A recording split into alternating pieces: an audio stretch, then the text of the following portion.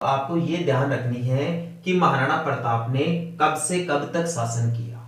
महाराणा प्रताप दोस्तों 1572 ईस्वी में राजा बनते हैं, जब इनके पिता महाराणा उदय सिंह का देहांत हो जाता है। 1572 ईस्वी से लेकर 1597 ईस्वी तक महाराणा प्रताप मेवाड़ में शासन का कार्य करते हैं। दोबारा देखिए, महाराणा प्रताप का शासन काल 1572 ईस्वी से लेकर 1597 ईस्वी तक रहा। अब दोस्तों यहां इस शासन काल के बारे में एक बार कंपटीशन एग्जाम में क्वेश्चन पूछा गया। 2018 की जो रीट एग्जाम लगी थी या थर्ड ग्रेड टीचर की एग्जाम लगी थी, उसमें दोस्तों ये पूछ लिया गया था कि महाराणा प्रताप ने कुल मिलाकर कितने वर्षों तक शासन किया। तो दोस्तों महाराणा प्रताप ने 24 वर्षों तक शासन किया है भाई। महाराणा प्रताप ने कुल मिलाकर कितने साल तक शासन किया है? 24 साल तक। जितने भी दोस्तों जो प्रसिद्ध शासक रहे हैं उनका शासनकाल आपको ध्यान रखना है। जैसे मेवाड़ में महाराणा कुंभा हो गए, महाराणा सांगा हो गए और महाराणा प्रताप हो गए, महाराणा राज सिंह हो गए।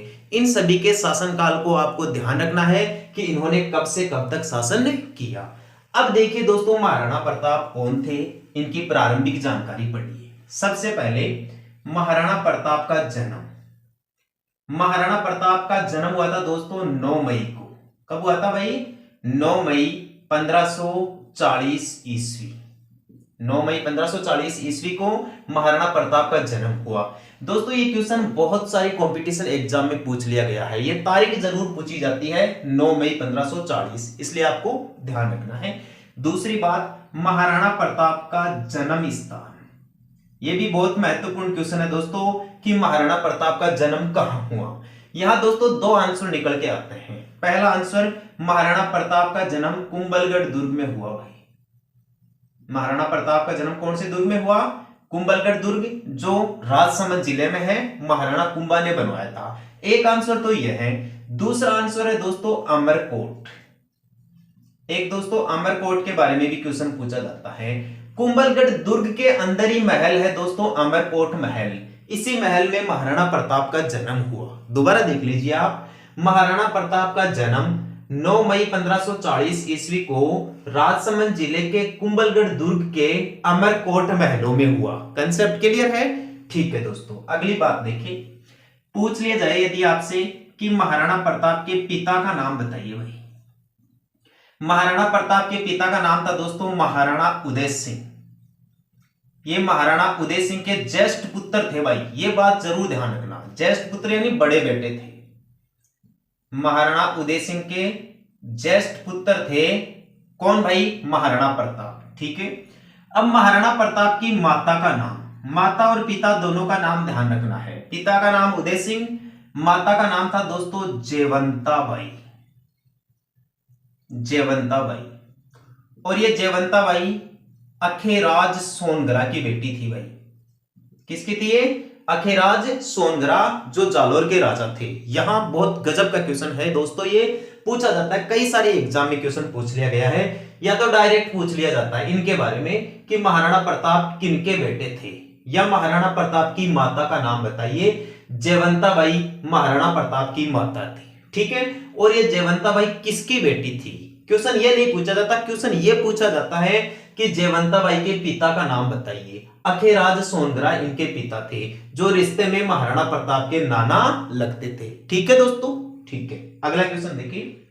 आपसे यदि क्वेश्चन पूछ लिया जाए कि महाराणा प्रताप की रानी का क्या नाम था, महाराणा प्रताप की रानी या पत्नी का क्या नाम था? उनका नाम था दोस्तों अजबादे पंवार। अजबादे पंवार। दोस्तों महाराणा प्रताप की रानी अजबादे पंवार भी बहुत साहसी महिला थी दोस्तों, धैर्यवान महिला थी। जब जब भी महाराणा प्रताप के सामने कठिनाइयां आई है, विकट आए हैं, इनको जंगलों में समय गुजारने पड़ा, उस समय में दोस्तों ये जो अजबादे पंवार है, ये महलों में नहीं बैठी थी, ये खुद दोस्तों महाराणा प्रताप के साथ साथ दर दर भटक रही थी। यानी हर कठिनाई में अजबादे पंवार ने महाराणा प्रताप का सहयोग दिया। तो महाराणा प्रताप की रानी का नाम था अजबादे पंवार। यदि आपसे दोस्तों क्वेश्चन पूछ ले जाए कि महाराणा प्रताप के बेटे का क्या नाम था, बेटे का नाम था अमर सिंह सिसोदिया। अमर सिंह सिसोदिया। इनके बेटे का नाम था भाई अमर सिंह सिसोदिया, जो महाराणा प्रताप के देहांत के बाद उत्तराधिकारी राजा बनते हैं। तो ये दोस्तों महाराणा प्रताप की प्रारंभिक जानकारियां थी। देखिए दोबारा, महाराणा प्रताप का जन्म 9 मई 1540 ईस्वी को हुआ। इनका जन्म स्थान अमरकोट महल कुंभलगढ़ दुर्ग में है। पिता का नाम उदय सिंह, माता का नाम जयवंताबाई, जो अखेराज सोनगरा की बेटी थी। इनकी रानी या पत्नी का नाम अजबादेव पंवार था और महाराणा प्रताप के बेटे का नाम था अमर सिंह सिसोदिया। और महाराणा प्रताप का शासनकाल 1572 ईस्वी से लेकर 1597 ईस्वी तक रहा। महाराणा प्रताप ने 24 वर्ष तक शासनकाल किया, मेवाड़ में शासन संभाला। आगे देखिए, अब इस प्रारंभिक जानकारी के बाद में देखते हैं दोस्तों महाराणा प्रताप का राज तिलक। महाराणा प्रताप का राज तिलक या राज्याभिषेक।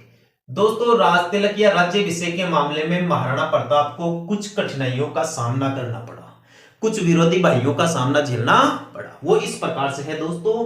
अब राजपूताना में दोस्तों एक रूल होता है, एक नियम लगता है कि पिता की मृत्यु के बाद उसका ज्येष्ठ पुत्र ही उत्तराधिकारी राजा बनना चाहिए भाई।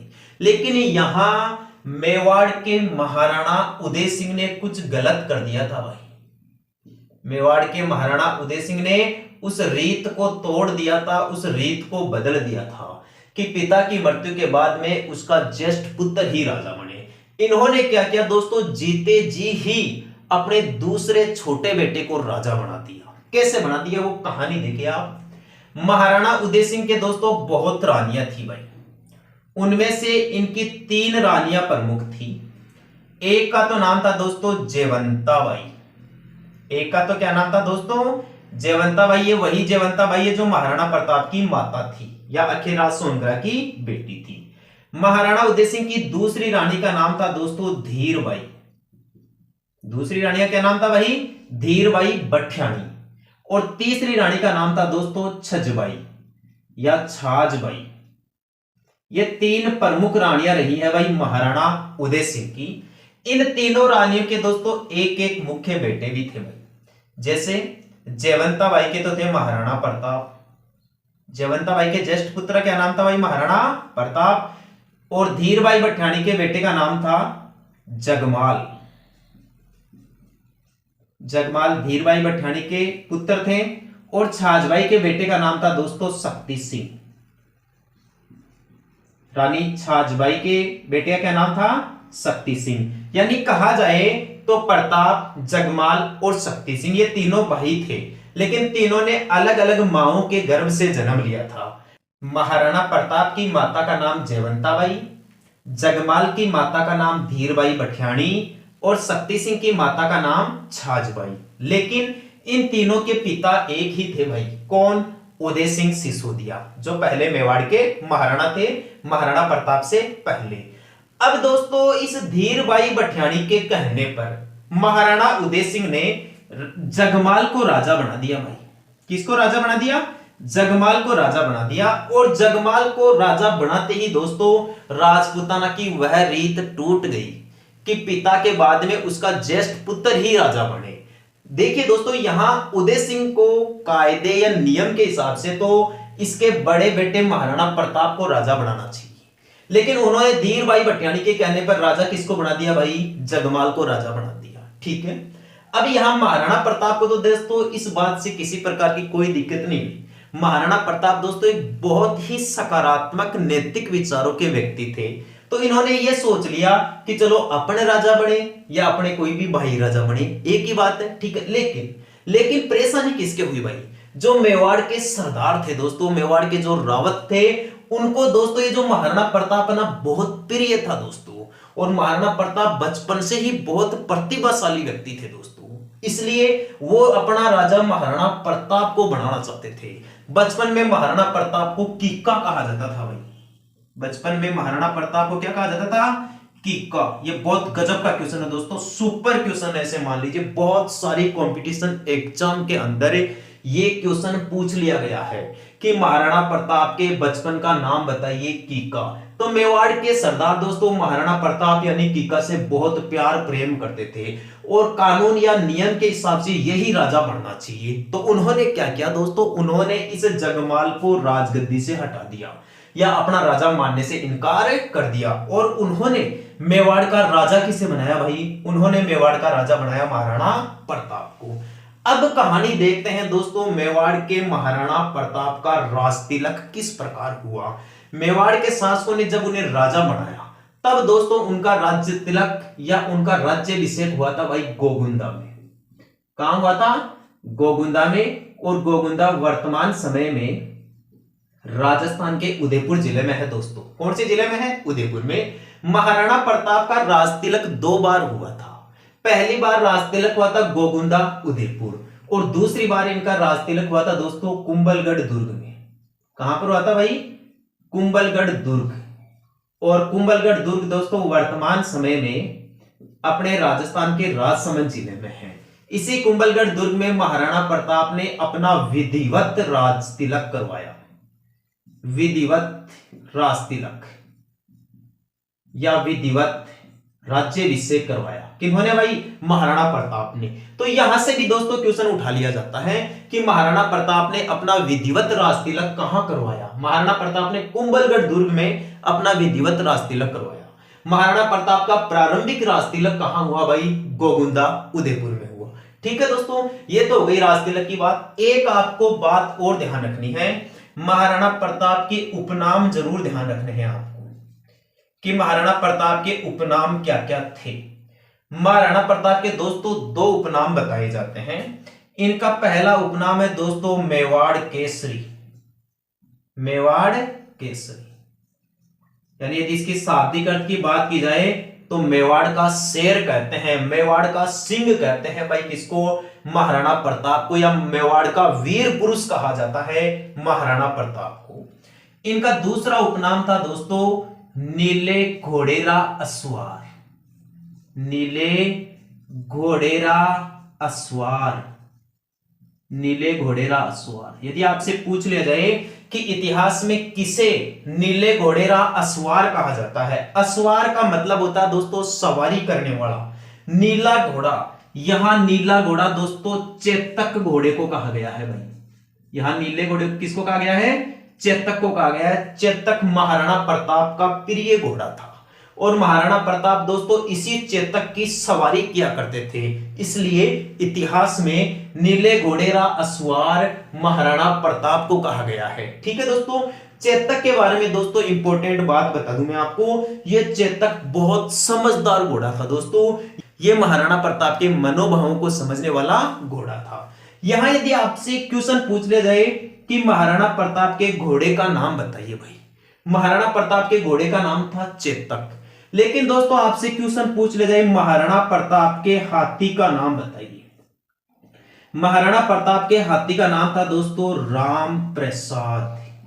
महाराणा प्रताप के हाथी का क्या नाम था, राम प्रसाद। दोस्तों ये क्वेश्चन रीट 2018 में पूछ लिया गया था भाई। रीट 2018 में जो एसएस का पेपर लगा था या एसएसटी का पेपर लगा था उसमें दोस्तों ये क्वेश्चन पूछ लिया गया था। क्वेश्चन ये नहीं पूछा गया था दोस्तों कि महाराणा प्रताप के हाथी का क्या नाम था। ये बात तो सबको पता थी कि महाराणा प्रताप के हाथी का नाम राम प्रसाद था, लेकिन बाद में जब अकबर ने दोस्तों यहां मान सिंह के नेतृत्व में आक्रमण करवाया उस टाइम पे उन्होंने दोस्तों इस राम प्रसाद को पकड़ लिया भाई। किसने, अकबर ने। और इस राम प्रसाद हाथी का नाम बदलकर उसने कर दिया भाई पीर प्रसाद।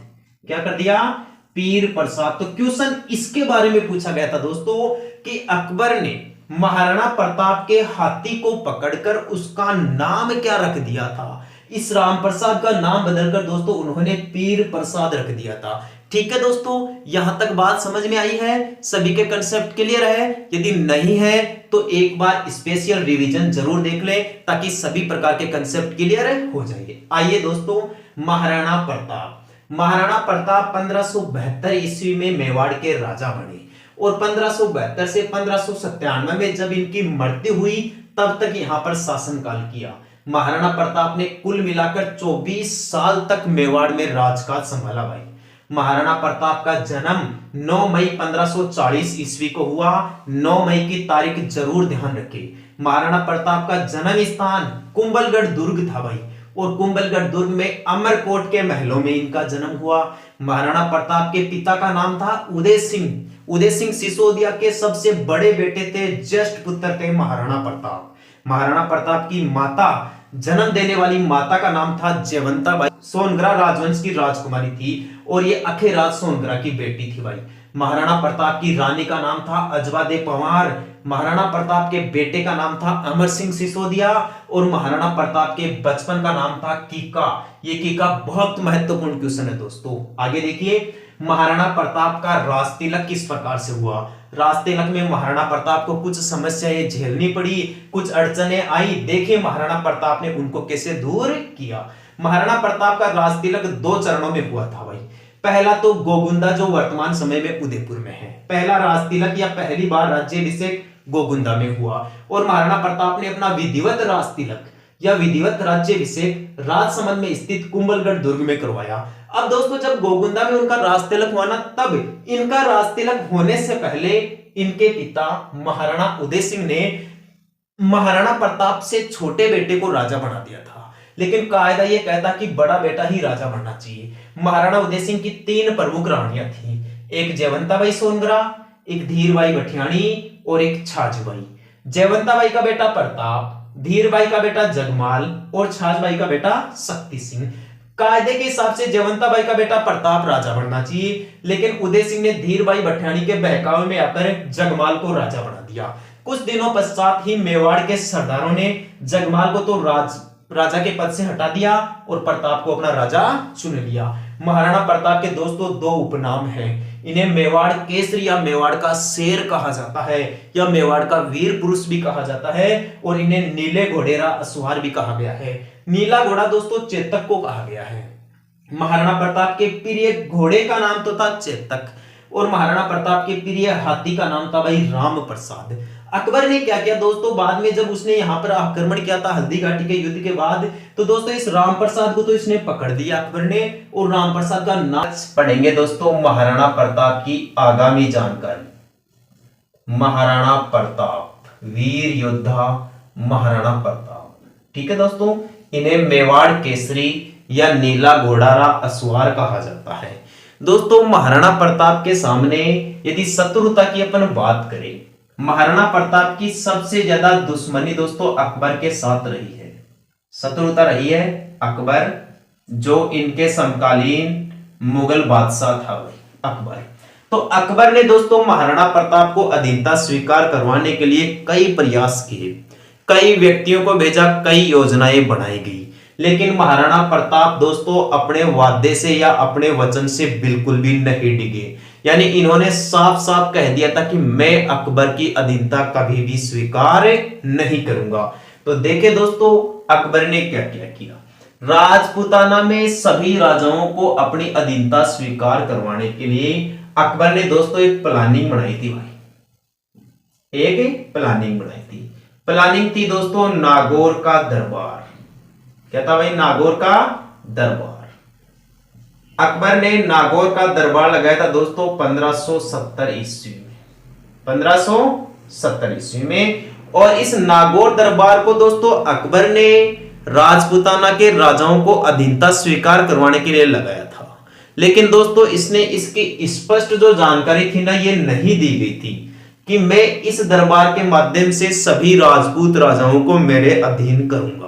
अकबर ने ये बात नहीं कही थी दोस्तों, ये तो एक अप्रत्यक्ष उद्देश्य था अकबर का। अकबर ने ये नागौर दरबार का जो आयोजन है वो अकाल राहत कार्यों पर एक बैठक करने की बात कही थी कि सभी राजपूत राजा एक जगह हो जाए ताकि राजस्थान में जो अकाल राहत कार्य हैं उनके ऊपर कोई मसौदा तैयार किया जाए। तो कई राजपूत राजा आए दोस्तों इस नागौर दरबार में। महाराणा प्रताप दोस्तों इस नागौर दरबार में नहीं गए, ठीक है। इस नागौर दरबार में जैसे मारवाड़ ने अधीनता स्वीकार करने का प्रयास किया, बीकानेर ने अधीनता स्वीकार कर ली, जैसलमेर ने अधीनता स्वीकार कर ली अकबर की, और सबसे पहले दोस्तों अकबर की अधीनता स्वीकार करने वाली रियासत थी आमेर। कौन सी थी भाई? आमेर। यानी आमेर ने सबसे पहले अकबर की अधीनता स्वीकार की और राजपूताना में सबसे पहले अकबर के साथ वैवाहिक संबंध स्थापित किए या मुगलों के साथ वैवाहिक संबंध स्थापित किए। जब महाराणा प्रताप इस नागौर दरबार में नहीं गए तो अकबर ने महाराणा प्रताप को समझाने के लिए आगे भी प्रयास जारी रखे। अकबर ने 4 व्यक्तियों को महाराणा प्रताप के पास भेजा कि आप महाराणा प्रताप को समझाओ कि वो मेरी अधीनता स्वीकार करे, लेकिन वो चारों के चारों दोस्तों असफल रहे। देखिए किस किस को भेजा अकबर ने। अकबर ने दोस्तों जो 4 शिष्टमंडल भेजे थे या अपने जो 4 दूत भेजे थे, दूतों की संख्या कितनी थी भाई? 4। वो 4 दूत दोस्तों इस प्रकार से थे। सबसे पहले अकबर ने जलाल खान को भेजा था भाई। सबसे पहले किसे भेजा था? जलाल खान कोरची। ये अकबर का प्रमुख आदमी था। इसे सबसे पहले महाराणा प्रताप को समझाने के लिए भेजा गया भाई। जलाल खान कोरची को कब भेजा गया? डेट आपको ध्यान रखनी है, 1572 ईस्वी में भेजा गया भाई। लेकिन महाराणा प्रताप ने साफ साफ जवाब दे दिया कि जा अपने बादशाह को जाके कह दे कि अकबर एक तुर्क है, वो हमेशा तुर्क ही रहेगा और वो कभी भी हिंदुस्तान का बादशाह नहीं बन सकता। अतः मैं ऐसे आदमी की अधीनता स्वीकार करना पसंद नहीं करता। ये बात किसने कह दी भाई? महाराणा प्रताप ने कह दी। तो ये बात दोस्तों जलाल खान ने जाके अकबर को कह दी। तो अकबर ने दोस्तों समझाने के लिए दूसरा आदमी भेजा भाई। दूसरा आदमी भेजा कि चलो अपना आदमी था, अपनी जाति का आदमी था जलाल खान। तो महाराणा प्रताप नाराज मान गए होंगे या नाराज हो गए होंगे, उन्होंने अधीनता स्वीकार नहीं की। तो दोस्तों राजपूत जाति के आदमी को भेजा। फिर भेजा इन्होंने मानसिंह को। किनको भेजा भाई? मानसिंह को। मानसिंह कछवाहा था दोस्तों। ये कछवाहा आमेर जहां आज जयपुर है, वहां का राजा था दोस्तों मानसिंह कछवाहा है।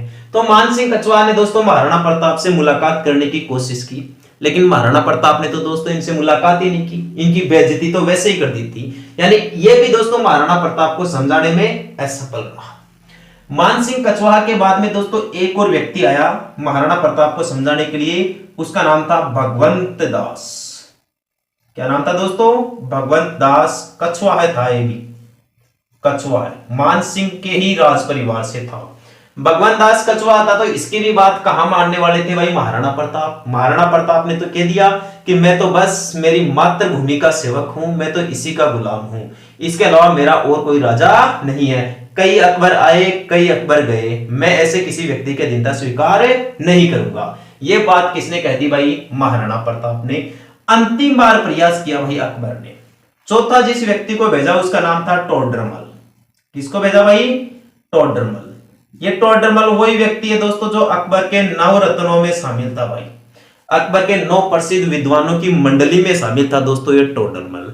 एग्जाम में कई बार दोस्तों क्वेश्चन भी पूछ लिया जाता है कि जरीब का आविष्कार किसने किया था? दोस्तों टोडरमल ने ही किया था जरीब का आविष्कार, जो भूमापन का एक पैमाना माना जाता है।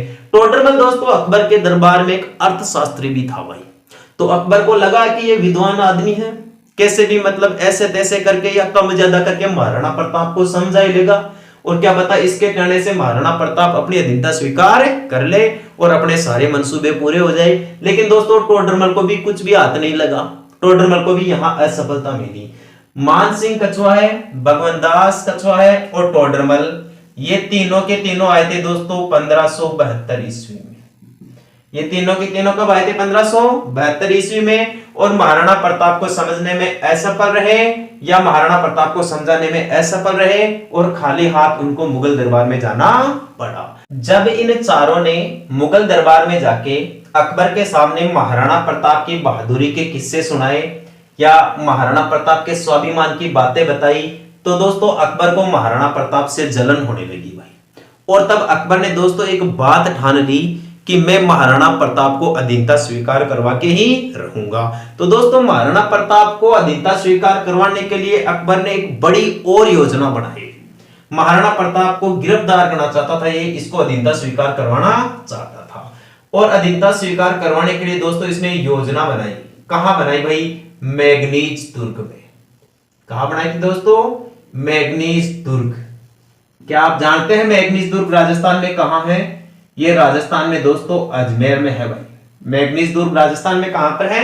अजमेर में। ध्यान रखें मित्रों, मैग्नीज दुर्ग को अकबर का किला भी कहा जाता है। मैग्नीज दुर्ग को क्या कहा जाता है? अकबर का किला भी कहा जाता है। यानी यह किला राजस्थान में अकबर के द्वारा बनवाया गया था भाई। ठीक है, मैग्नीज दुर्ग अजमेर में है और मैग्नीज दुर्ग को अकबर का किला कहा जाता है। इस मैग्नीज दुर्ग में महाराणा प्रताप को पकड़ने की योजना बनाई भाई। किसने? अकबर और अकबर के सेनापतियों ने या प्रधान विद्वानों ने। तो क्वेश्चन दोस्तों यहां से अक्सर पूछा जाता है कि महाराणा प्रताप को पकड़ने की योजना कहां बनाई गई थी भाई? मैग्नीज दुर्ग अजमेर में। अब आगे देखिए दोस्तों, महाराणा प्रताप को पकड़ने के लिए अकबर ने एक युद्ध की योजना बनाई दोस्तों इस मैग्नीज दुर्ग में, और उस युद्ध का नाम था हल्दीघाटी का युद्ध। इस युद्ध का क्या नाम था दोस्तों? हल्दीघाटी का युद्ध। सबसे पहली बात तो इसे हल्दीघाटी क्यों कहा गया भाई? हल्दीघाटी का ये जो युद्ध है दोस्तों, इसके बारे में दो क्वेश्चन आपको ध्यान रखने हैं। पहली बात, यह युद्ध का मैदान राजसमंद जिले में है। वर्तमान समय में हल्दीघाटी दोस्तों कौन से जिले में पड़ता है? राजसमंद जिले में पड़ता है। इसे हल्दीघाटी क्यों कहते हैं भाई? यहां दोस्तों इस घाटी क्षेत्र की या इस युद्ध के मैदान की जो मृदा है, जो मिट्टी है दोस्तों, वो पीले रंग की है, हल्दी के रंग की है। इसलिए इस युद्ध के मैदान को हल्दीघाटी के नाम से जाना जाता है। यह राजसमंद जिले में है। पूछ ले जाए हल्दीघाटी का युद्ध कब हुआ? हल्दीघाटी का युद्ध हुआ था दोस्तों 18 जून को। 18 जून 1576। 18 जून 1576 ईस्वी को हल्दीघाटी का युद्ध हुआ। यहां कई जगह दोस्तों आपको 21 जून भी देखने को मिल जाएगा।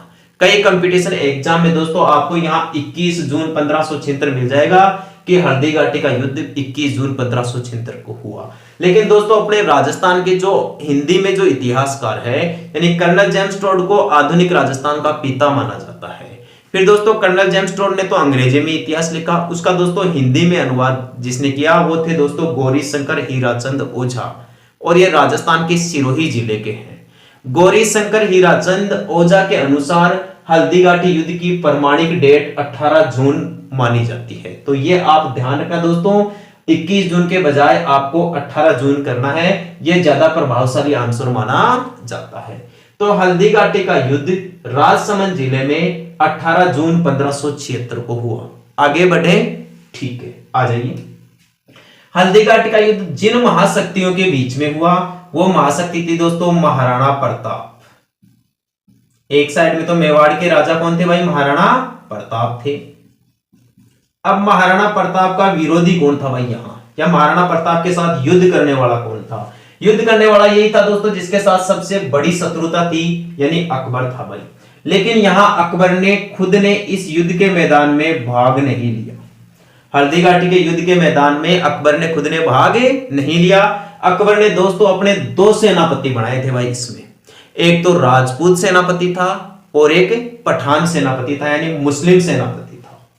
हल्दीघाटी के युद्ध में अकबर का जो मुस्लिम सेनापति था उसका तो नाम था दोस्तों आसफ खान। अकबर के मुस्लिम सेनापति का क्या नाम था भाई? आसफ खान। और जो राजपूत सेनापति था उसका नाम था मानसिंह कछवाहा है। मानसिंह कछवाहा, मानसिंह कछवाहा। यहां दोस्तों मानसिंह कछवाहा को अकबर ने पहली बार किसी युद्ध में सेनापति बनाया था भाई। अब तक इसे विशेष अभियानों पर भेजा जा चुका है, लेकिन किसी भी युद्ध में इसे प्रधान सेनापति नहीं बनाया। लेकिन हल्दीघाटी के युद्ध में दोस्तों मानसिंह कछवाहा को प्रधान सेनापति बनाया गया। यहां यदि अपन महाराणा प्रताप की बात करें, अकबर की तो बात सामने आ गई दोस्तों। अकबर ने दो सेनापति बनाए थे, एक तो राजपूत और एक पठान। अकबर का पठान सेनापति आसफ खान था और अकबर का राजपूत सेनापति मानसिंह कछवाहा था। लेकिन महाराणा प्रताप के भी दोस्तों ये तो खुद सेनापति थे, अपने युद्ध का निर्णय इन्होंने ही किया था। लेकिन दोस्तों इनकी सेना के अंदर कुछ अलग अलग टुकड़ियों के सेनापति भी थे। जैसे महाराणा प्रताप के भी दोस्तों एक पठान सेनापति था। इस पठान सेनापति का नाम था दोस्तों हकीम खान सूर। हकीम खान सूर, बहुत गजब का क्वेश्चन है दोस्तों, लेवल का क्वेश्चन है। यहां से कंपटीशन एग्जाम में दोस्तों क्वेश्चन पूछा ही जाता है कि महाराणा प्रताप के पठान सेनापति का नाम बताइए। महाराणा प्रताप के मुस्लिम सेनापति या पठान सेनापति का नाम था दोस्तों हकीम खान सूरी। लेकिन यदि दोस्तों आपसे पूछ लिया जाए कि महाराणा प्रताप के भील सेनापति का नाम बताइए भाई, कि महाराणा प्रताप का भील सेनापति कौन था। दोस्तों महाराणा प्रताप का भील सेनापति था पूंजा भील। कौन था भाई? पूंजा भील। ये जो भील जनजाति है ये महाराणा प्रताप और मेवाड़ राजवंश में दोस्तों बहुत ज्यादा सहयोग प्रदान करती रही है। यदि दोस्तों आपने मेवाड़ का राज चिन्ह देखा है या मेवाड़ का जो ध्वज देखा है तो उसमें दोस्तों एक तरफ तो महाराणा की तस्वीर होती है और एक साइड में दोस्तों भील सरदार की तस्वीर होती है। यानी भील सरदार मेवाड़ के शासकों के प्रमुख सेनापति हुआ करते थे या प्रधान बड़े बड़े सेनापति हुआ करते थे। तो हल्दी घाटी के युद्ध में महाराणा प्रताप का मुस्लिम या पठान सेनापति तो था अकीम खां सूरी, ठीक है। और महाराणा प्रताप का यहाँ भील सेनापति कौन था? भील सेनापति था पूंजा भील। दोनों विरोधी गुटों के बीच में दोस्तों घमासान युद्ध हुआ इस हल्दी घाटी युद्ध के मैदान। हल्दी घाटी युद्ध के मैदान में जब दोस्तों खतरनाक लड़ाई चल रही थी उस समय दोस्तों महाराणा प्रताप क्या है? महाराणा प्रताप दोस्तों इस मान सिंह कछवाहा पर वार कर रहे थे। यानी ये मान सिंह कछवाहा दोस्तों हाथी के ऊपर सवार था, हाथी पर ओहदे पर बैठा था दोस्तों, लेकिन जो महाराणा प्रताप वो अपने घोड़े दोस्तों चेतक के ऊपर थे।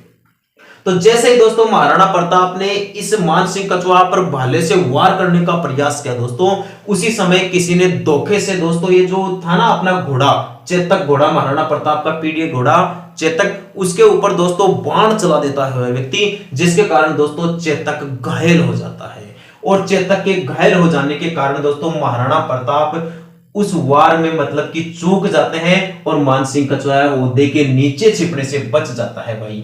तो यहां दोस्तों घायल हो जाता है भाई चेतक। यहां घायल कौन हो जाता है? चेतक। और चेतक के घायल हो जाने के बाद महाराणा प्रताप को युद्ध के मैदान से बाहर निकाल लिया जाता है भाई। महाराणा प्रताप को युद्ध के मैदान से बाहर निकाल लिया जाता है। यहां दोस्तों चेतक के बारे में एक क्वेश्चन पूछा जाता है, कंपटीशन लायक दोस्तों एक क्वेश्चन पूछा जाता है कि हल्दी घाटी के युद्ध में महाराणा प्रताप का जो बहादुर घोड़ा था चेतक, उस चेतक का घायल हो गया, कुछ समय बाद में दोस्तों इसकी मृत्यु हो गई। तो वर्तमान समय में चेतक का स्मारक कहां है? ये क्वेश्चन दोस्तों कंपटीशन एग्जाम्स के अंदर छाया रहता है। चेतक का स्मारक है या चेतक की छतरी है दोस्तों बलीचा गांव में। कौन से गांव में है भाई? बलीचा गांव में। और बलीचा दोस्तों वर्तमान समय में राजसमंद जिले में है। बलीचा गांव कौन से जिले में है भाई? राजसमंद जिले में, जहां महाराणा प्रताप के घोड़े चेतक की छतरी बनी हुई है, चेतक का स्मारक बना हुआ है या चेतक की समाधि बनी हुई है। ध्यान रखना दोस्तों बलीचा गांव के बारे में। अब महाराणा प्रताप तो दोस्तों चेतक के घायल हो जाने के कारण युद्ध से बाहर निकल जाते हैं। बाद में महाराणा प्रताप की जगह दोस्तों एक व्यक्ति मुगल सेना के साथ युद्ध करता है भाई। उस व्यक्ति का क्या नाम था? उस व्यक्ति का नाम था दोस्तों झाला बीदा। उस व्यक्ति का क्या नाम था भाई? झाला बीदा, या इसे झाला मान सिंह भी कहते हैं। अतः महाराणा प्रताप की जगह दोस्तों झाला बीदा ने महाराणा प्रताप के छत्र चंवर धारण करके मुगलों की सेना के साथ युद्ध किया। झाला बीदा ने बड़ी ही बहादुरी पूर्वक दोस्तों युद्ध में अपना परिचय दिया और दोस्तों मुगलों के साथ लड़ते लड़ते ये वीर गति को प्राप्त हो गए या मातृभूमि के लिए बलिदान हो गए। यहां ध्यान रखना दोस्तों ये झाला बीदा थे, झाला अज्जा नहीं थे। झाला अज्जा ने सहयोग किया था महाराणा सांगा का और झाला बीदा ने सहयोग किया था किसका भाई? महाराणा प्रताप का। अब यहां देखिए दोस्तों, अब महाराणा प्रताप बाहर निकल गए युद्ध के मैदान से। ना तो महाराणा प्रताप को मान सिंह पकड़ सका, ना ही महाराणा प्रताप को मार सका। अतः महाराणा प्रताप ने अभी भी अकबर के निंदा स्वीकार नहीं की। तो युद्ध का निर्णय क्या रहा भाई? इस युद्ध का निर्णय क्या रहा? युद्ध के निर्णय की बात ऐसी कही जाती है दोस्तों, कई इसको नाम दिए गए भाई। इस हल्दी घाटी के युद्ध का परिणाम कई नाम दिए गए, जैसे हल्दी घाटी के युद्ध को अनिर्णायक युद्ध कहते हैं भाई। हल्दी घाटी के युद्ध को क्या कहा जाता है? अनिर्णायक युद्ध कहा जाता है। या फिर हल्दी घाटी के युद्ध को दोस्तों खमनोर का युद्ध कहा जाता है। हल्दी घाटी के युद्ध को कौन सा युद्ध कहा जाता है भाई? खमनोर का युद्ध। या फिर दोस्तों इसका एक अन्य नाम है, इसे गोगुंदा का युद्ध भी कहते हैं। इसे कौन सा युद्ध कहा जाता है भाई? गोगुंदा का युद्ध भी कहा जाता है। या फिर दोस्तों हल्दी घाटी के युद्ध को मेवाड़ की थर्मोपल्ली भी कहा जाता है। मेवाड़ की थर्मोपल्ली भी कहा जाता है। ये दोस्तों इस हल्दी घाटी युद्ध के मैदान के अनेक नाम है भाई। या हल्दीघाटी युद्ध के अनेक उपनाम है। दोबारा देखिए दोस्तों, हल्दीघाटी के युद्ध को अनिर्णायक युद्ध कहा गया है। हल्दीघाटी के युद्ध को खमनोर का युद्ध भी कहा गया है, इसे गोगुंदा का युद्ध भी कहा गया है और उसे मेवाड़ की थर्मोपोली भी कहा गया है। ये बात तो ठीक है दोस्तों, यहां से यदि डायरेक्ट क्वेश्चन पूछ लिए जाए तो अपना आंसर हल्दीघाटी का युद्ध हो जाएगा। पूछ ले भाई मेवाड़ के किस युद्ध को अनिर्णायक युद्ध की संज्ञा दी गई, हल्दीघाटी के युद्ध को। किस युद्ध को खमनोर, गोगुंदा और मेवाड़ की थर्मोपल्ली कहा गया, भाई हल्दीघाटी के युद्ध को कहा गया। लेकिन दोस्तों यहां जो मेन टक्कर की बात है ना, कांटे की बात, वो ये है कि किसने हल्दीघाटी के युद्ध को खमनोर का युद्ध नाम दिया, किसने इसे अनिर्णायक युद्ध कहा, किसने इसे गोगुंदा का युद्ध कहा और किसने इसे मेवाड़ की थर्मोपल्ली नाम दिया। तो देखिए दोस्तों किसने क्या कहा है।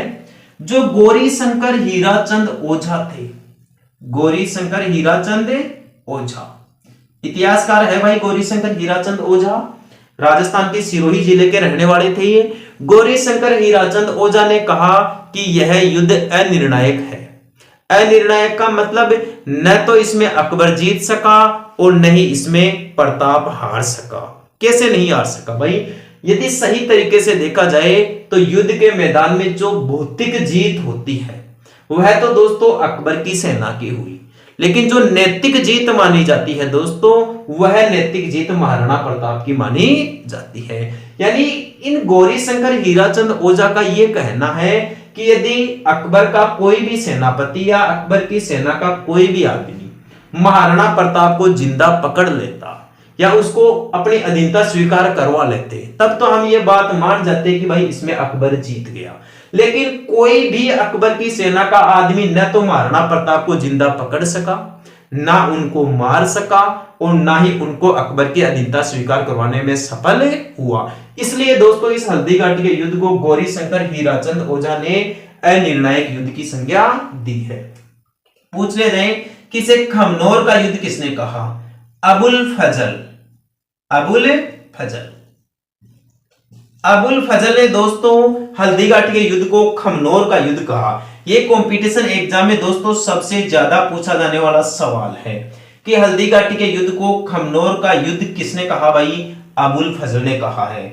हल्दीघाटी के युद्ध को गोगुंदा का नाम दिया है दोस्तों बदायूनी ने। हल्दीघाटी के युद्ध को गोगुंदा के युद्ध का नाम किसने दिया है, बदायूनी ने। बदायूनी दोस्तों खुद एक इतिहासकार था जिसने इस हल्दीघाटी के युद्ध में भाग लिया था और यह दोस्तों अकबर की सेना की तरफ से लड़ा था, यानी महाराणा प्रताप के खिलाफ लड़ा था। इस बदायूनी ने हल्दीघाटी के युद्ध को गोगुंदा का युद्ध नाम दिया। इसे थर्मोपल्ली कहा है दोस्तों कर्नल जेम्स टोड। राजस्थान के जो प्रसिद्ध इतिहासकार है या जिन्होंने राजस्थान का इतिहास लिखा, जिन्हें राजस्थान के इतिहास का पिता कहते हैं या इतिहास का जनक कहते हैं या राजस्थान में घोड़े वाले बाबा के नाम से जाना जाता है, कर्नल जेम्स टोड ने हल्दीघाटी के युद्ध को मेवाड़ की थर्मोपल्ली की संज्ञा दी है। तो इस प्रकार दोस्तों महाराणा प्रताप और अकबर की सेना के बीच में यह हल्दीघाटी का युद्ध हुआ। एक बार दोस्तों शॉर्ट रिवीजन देख लीजिए। महाराणा प्रताप की शत्रुता अकबर के साथ थी। अकबर ने राजपूताना के सभी राजाओं को अपनी अधीनता स्वीकार करवाने के लिए एक दरबार का आयोजन रखा, यानी नागौर का दरबार। नागौर का दरबार 1570 ईस्वी में आयोजित किया गया। यहाँ दोस्तों आमेर रियासत ने अधीनता स्वीकार कर ली, बीकानेर रियासत ने अधीनता स्वीकार कर ली, जैसलमेर रियासत ने अधीनता स्वीकार कर ली और दोस्तों मारवाड़ यानी जोधपुर के मोटा राजा उदय सिंह ने इनकी अधीनता स्वीकार कर ली। ठीक है, महाराणा प्रताप को समझाने के लिए अकबर ने 4 दूत भेजे थे भाई। पहला जलाल खान, दूसरा मानसिंह कछवाहा, तीसरा भगवंत दास, चौथा टोडरमल। ठीक है, इनमें से पहले को 1572 में भेजा, बाकी के जो 3 थे इनको 1573 ईस्वी में भेजा भाई। नीचे वाले तीनों को कब भेजा था, 1573 ईस्वी में भेजा। आगे देखिए महाराणा प्रताप को पकड़ने के लिए अकबर ने जो योजना बनाई थी वो मैगनीज दुर्ग में बनवाई थी भाई। और मैगनीज दुर्ग राजस्थान के अजमेर जिले में है। मैगनीज दुर्ग अकबर के द्वारा बनवाया गया, इसलिए इसे राजस्थान में अकबर का किला कहते हैं। इस योजना के अनुसार दोस्तों हल्दीघाटी का युद्ध हुआ। हल्दीघाटी का युद्ध राजसमंद जिले में हुआ और 18 जून 1576 ईस्वी को हुआ। हल्दीघाटी का युद्ध महाराणा प्रताप और अकबर की सेना के बीच में हुआ। अकबर की सेना का नेतृत्व 2 सेनापतियों के द्वारा किया गया, एक तो पठान सेनापति आसफ खान के द्वारा और एक राजपूत सेनापति मानसिंह कछवाहा के द्वारा। मानसिंह कछवाहा को पहली बार हल्दी घाटी के युद्ध में सेनापति का दायित्व सौंपा गया। यहाँ महाराणा प्रताप खुद नेतृत्व कर रहे थे अपनी सेना का, और इनके साथ साथ दोस्तों इनमें 2 सैनिक टुकड़ियों के प्रधान सैनिक भी थे या प्रधान सेनापति भी थे। महाराणा प्रताप के पठान सेनापति थे दोस्तों हकीम खान सूरी, इसे हकीम खान कह दीजिए चाहे हकीम खान कह दीजिए एक ही बात है। और इनका भील सेनापति कौन था भाई? पूंजा भील था। चेतक के घायल हो जाने के कारण महाराणा प्रताप को युद्ध के मैदान से बाहर निकाल लिया गया और महाराणा प्रताप की जगह छत्र चौर धारण करके झालावीरा ने युद्ध किया और उन्होंने दोस्तों वीरगति को प्राप्त हो गई या मातृभूमि के लिए अपना बलिदान दे दिया। यहाँ दोस्तों चेतक की मृत्यु हो जाती है। आगे चलकर चेतक का स्मारक बलीचा गांव राजसमंद में बनाया जाता है। तो यहां से क्वेश्चन पूछा जाता है कि चेतक की छतरी कहां पर है? बलीचा राजसमंद। अब दोस्तों हल्दी घाटी के युद्ध को कई उपनामों से जाना जाता है। इस हल्दी घाटी के युद्ध को गौरीशंकर हीराचंद ओझा ने अनिर्णायक युद्ध की संज्ञा दी है। अबुल फजल ने इसे खमनोर की संज्ञा दी है और बदायूनी ने दोस्तों इसे गोगुंदा का युद्ध कहा है। बदायूनी के बारे में दोस्तों ध्यान रखना, क्वेश्चन पूछा जाता है कि हल्दी घाटी के युद्ध का आंखों देखा हाल किस इतिहासकार ने देखा था? बदायूनी ने देखा था भाई। और ये बदायूनी किसकी सेना की तरफ से युद्ध कर रहा था? ये अकबर की सेना की तरफ से युद्ध कर रहा था महाराणा प्रताप के खिलाफ। कर्नल जेम्स टोड जो राजस्थान के इतिहास के पिता हैं, इन्होंने हल्दी घाटी के युद्ध को मेवाड़ की थर्मोपल्ली नाम दिया है। अब दोस्तों आगे की जानकारी देखिए। आगे की कहानी दोस्तों इस प्रकार है। हल्दी घाटी के युद्ध के बाद भी अकबर ने दोस्तों मेवाड़ पर अटैक करना जारी रखा और महाराणा प्रताप ने अकबर को मात देना जारी रखा। दोनों दोस्तों बराबरी की टक्कर में थे। यहां दोस्तों महाराणा प्रताप कभी भी झुकने वाले नहीं हैं। यहां दोस्तों अंत समय में झुकना अकबर को ही पड़ता है। महाराणा प्रताप दोस्तों इतने बहादुर योद्धा थे कि इन्होंने अकबर को घुटने टेकने पर मजबूर कर दिया था। आइए दोस्तों किस प्रकार से महाराणा प्रताप ने अकबर का अभिमान तोड़ा, अकबर का गरूर तोड़ा। अब दोस्तों हल्दी घाटी के युद्ध के बाद में महाराणा प्रताप क्या है दोस्तों, दर दर जंगलों में भटकने लगे भाई। जंगलों में भटकना स्वाभाविक था क्योंकि जो मेवाड़ में जो सत्ता के जो प्रमुख केंद्र हुआ करते थे उन पर तो दोस्तों किसका अधिकार था भाई? उन पर तो दोस्तों अकबर का अधिकार था। जैसे 1568 ईस्वी में मेवाड़ का तीसरा साका हुआ था और वो तीसरा साका दोस्तों अकबर के समय ही हुआ था या अकबर के आक्रमण के कारण ही हुआ था। तो चित्तौड़गढ़ तो दोस्तों पहले ही अकबर के अधीन आ गया था। बचे कुचे कुछ क्षेत्र थे दोस्तों, उनको हल्दी घाटी के युद्ध के बाद में अकबर ने अपने अधीन कर लिया। जैसे उदयपुर पर भी दोस्तों अकबर ने अपना अधिकार कर लिया भाई। उदयपुर पर भी अकबर ने अपना अधिकार कर लिया और उदयपुर का दोस्तों अकबर ने नाम बदल दिया भाई। यहाँ ये बहुत अच्छा क्वेश्चन है दोस्तों। अकबर ने उदयपुर का नाम बदलकर कर दिया था मुहम्मदाबाद। क्या कर दिया था दोस्तों? अकबर ने उदयपुर का नाम बदलकर मुहम्मदाबाद कर दिया। यहां दोस्तों आप एक बात ध्यान रखना, महाराणा प्रताप ने अपने जीवन काल में ना तो चित्तौड़ पर अधिकार कर पाए, महाराणा प्रताप ने न तो चित्तौड़ जीता अपने जीवन काल में और ना ही मांडलगढ़। महाराणा प्रताप अपने जीवन काल में ना तो चित्तौड़ पर अधिकार कर पाए और ना ही मांडलगढ़ पर अधिकार कर पाए, यानी इनके ऊपर दोस्तों अकबर का आधिपत्य रहा। अकबर ने उदयपुर पर भी अधिकार कर लिया, चित्तौड़ पर भी अधिकार कर लिया। उदयपुर का नाम बदलकर इन्होंने दोस्तों मुहम्मदाबाद कर दिया। क्या कर दिया था भाई? मुहम्मदाबाद। आगे देखिए, महाराणा प्रताप और अकबर के बीच में जो अगली महत्वपूर्ण लड़ाई हुई थी वह हुई थी दोस्तों कुंभलगढ़ का युद्ध। उस युद्ध का क्या नाम था दोस्तों? कुंभलगढ़ का युद्ध। कुंभलगढ़ पर अकबर ने दोस्तों 3 बार आक्रमण करवाए भाई। कुंभलगढ़ पर आक्रमण कब कब करवाए थे भाई? एक तो 1577 ईस्वी में हल्दी घाटी युद्ध के बाद में, फिर 1578 ईस्वी में और फिर 1579 ईस्वी में। जब अकबर ने कुंभलगढ़ दुर्ग पर अकबर को पकड़ने के लिए यहां ये आक्रमण करवाए लगातार 1577, 78 और 79 ईस्वी में, तब दोस्तों अकबर का जो सेनापति था उसका नाम था यहां शाहबाज खान। क्या नाम था भाई? शाहबाज खान। पूछ लिया जाएगा दोस्तों कि अकबर के उस सेनापति का नाम बताइए जिसने कुंभलगढ़ दुर्ग पर अकबर को पकड़ने के लिए 3 बार आक्रमण किए थे। उसका नाम था शाहबाज खान। और शाहबाज खान ने दोस्तों ये आक्रमण कब कब किए थे? 1577 ईस्वी में, 1578 ईस्वी में और 1579 ईस्वी में। अब दोस्तों इस शाहबाज खान ने इस कुंभलगढ़ दुर्ग पर अधिकार तो कर लिया भाई, इस कुंभलगढ़ दुर्ग को जीत तो लिया, लेकिन यहां भी यह प्रताप को पकड़ने में असफल रहा। महाराणा प्रताप को पकड़ने में असफल रहा और दोस्तों ये असफलता ही महाराणा प्रताप को तो जीत दिला रही थी और अकबर का मनोबल तोड़ रही थी। लेकिन दोस्तों अकबर अभी बाज कहां आता है, अकबर अपना संघर्ष जारी रखता है। तो महाराणा प्रताप भी दोस्तों मात देना जारी रखते हैं। यहां दोस्तों एक घटना आती है सामने। 1540 ईस्वी में दोस्तों मेवाड़ में एक शेरपुर घटना घटती है भाई। कौन सी घटना घटती है? शेरपुर घटना। शेरपुर घटना घटी थी दोस्तों 1540 ईस्वी में। इस शेरपुर घटना को अंजाम देने वाले जो व्यक्ति थे वो महाराणा प्रताप के बेटे थे भाई, अमर सिंह। क्या नाम था इनका दोस्तों? अमर सिंह सिसोदिया। अमर सिंह सिसोदिया जो महाराणा प्रताप के बेटे थे।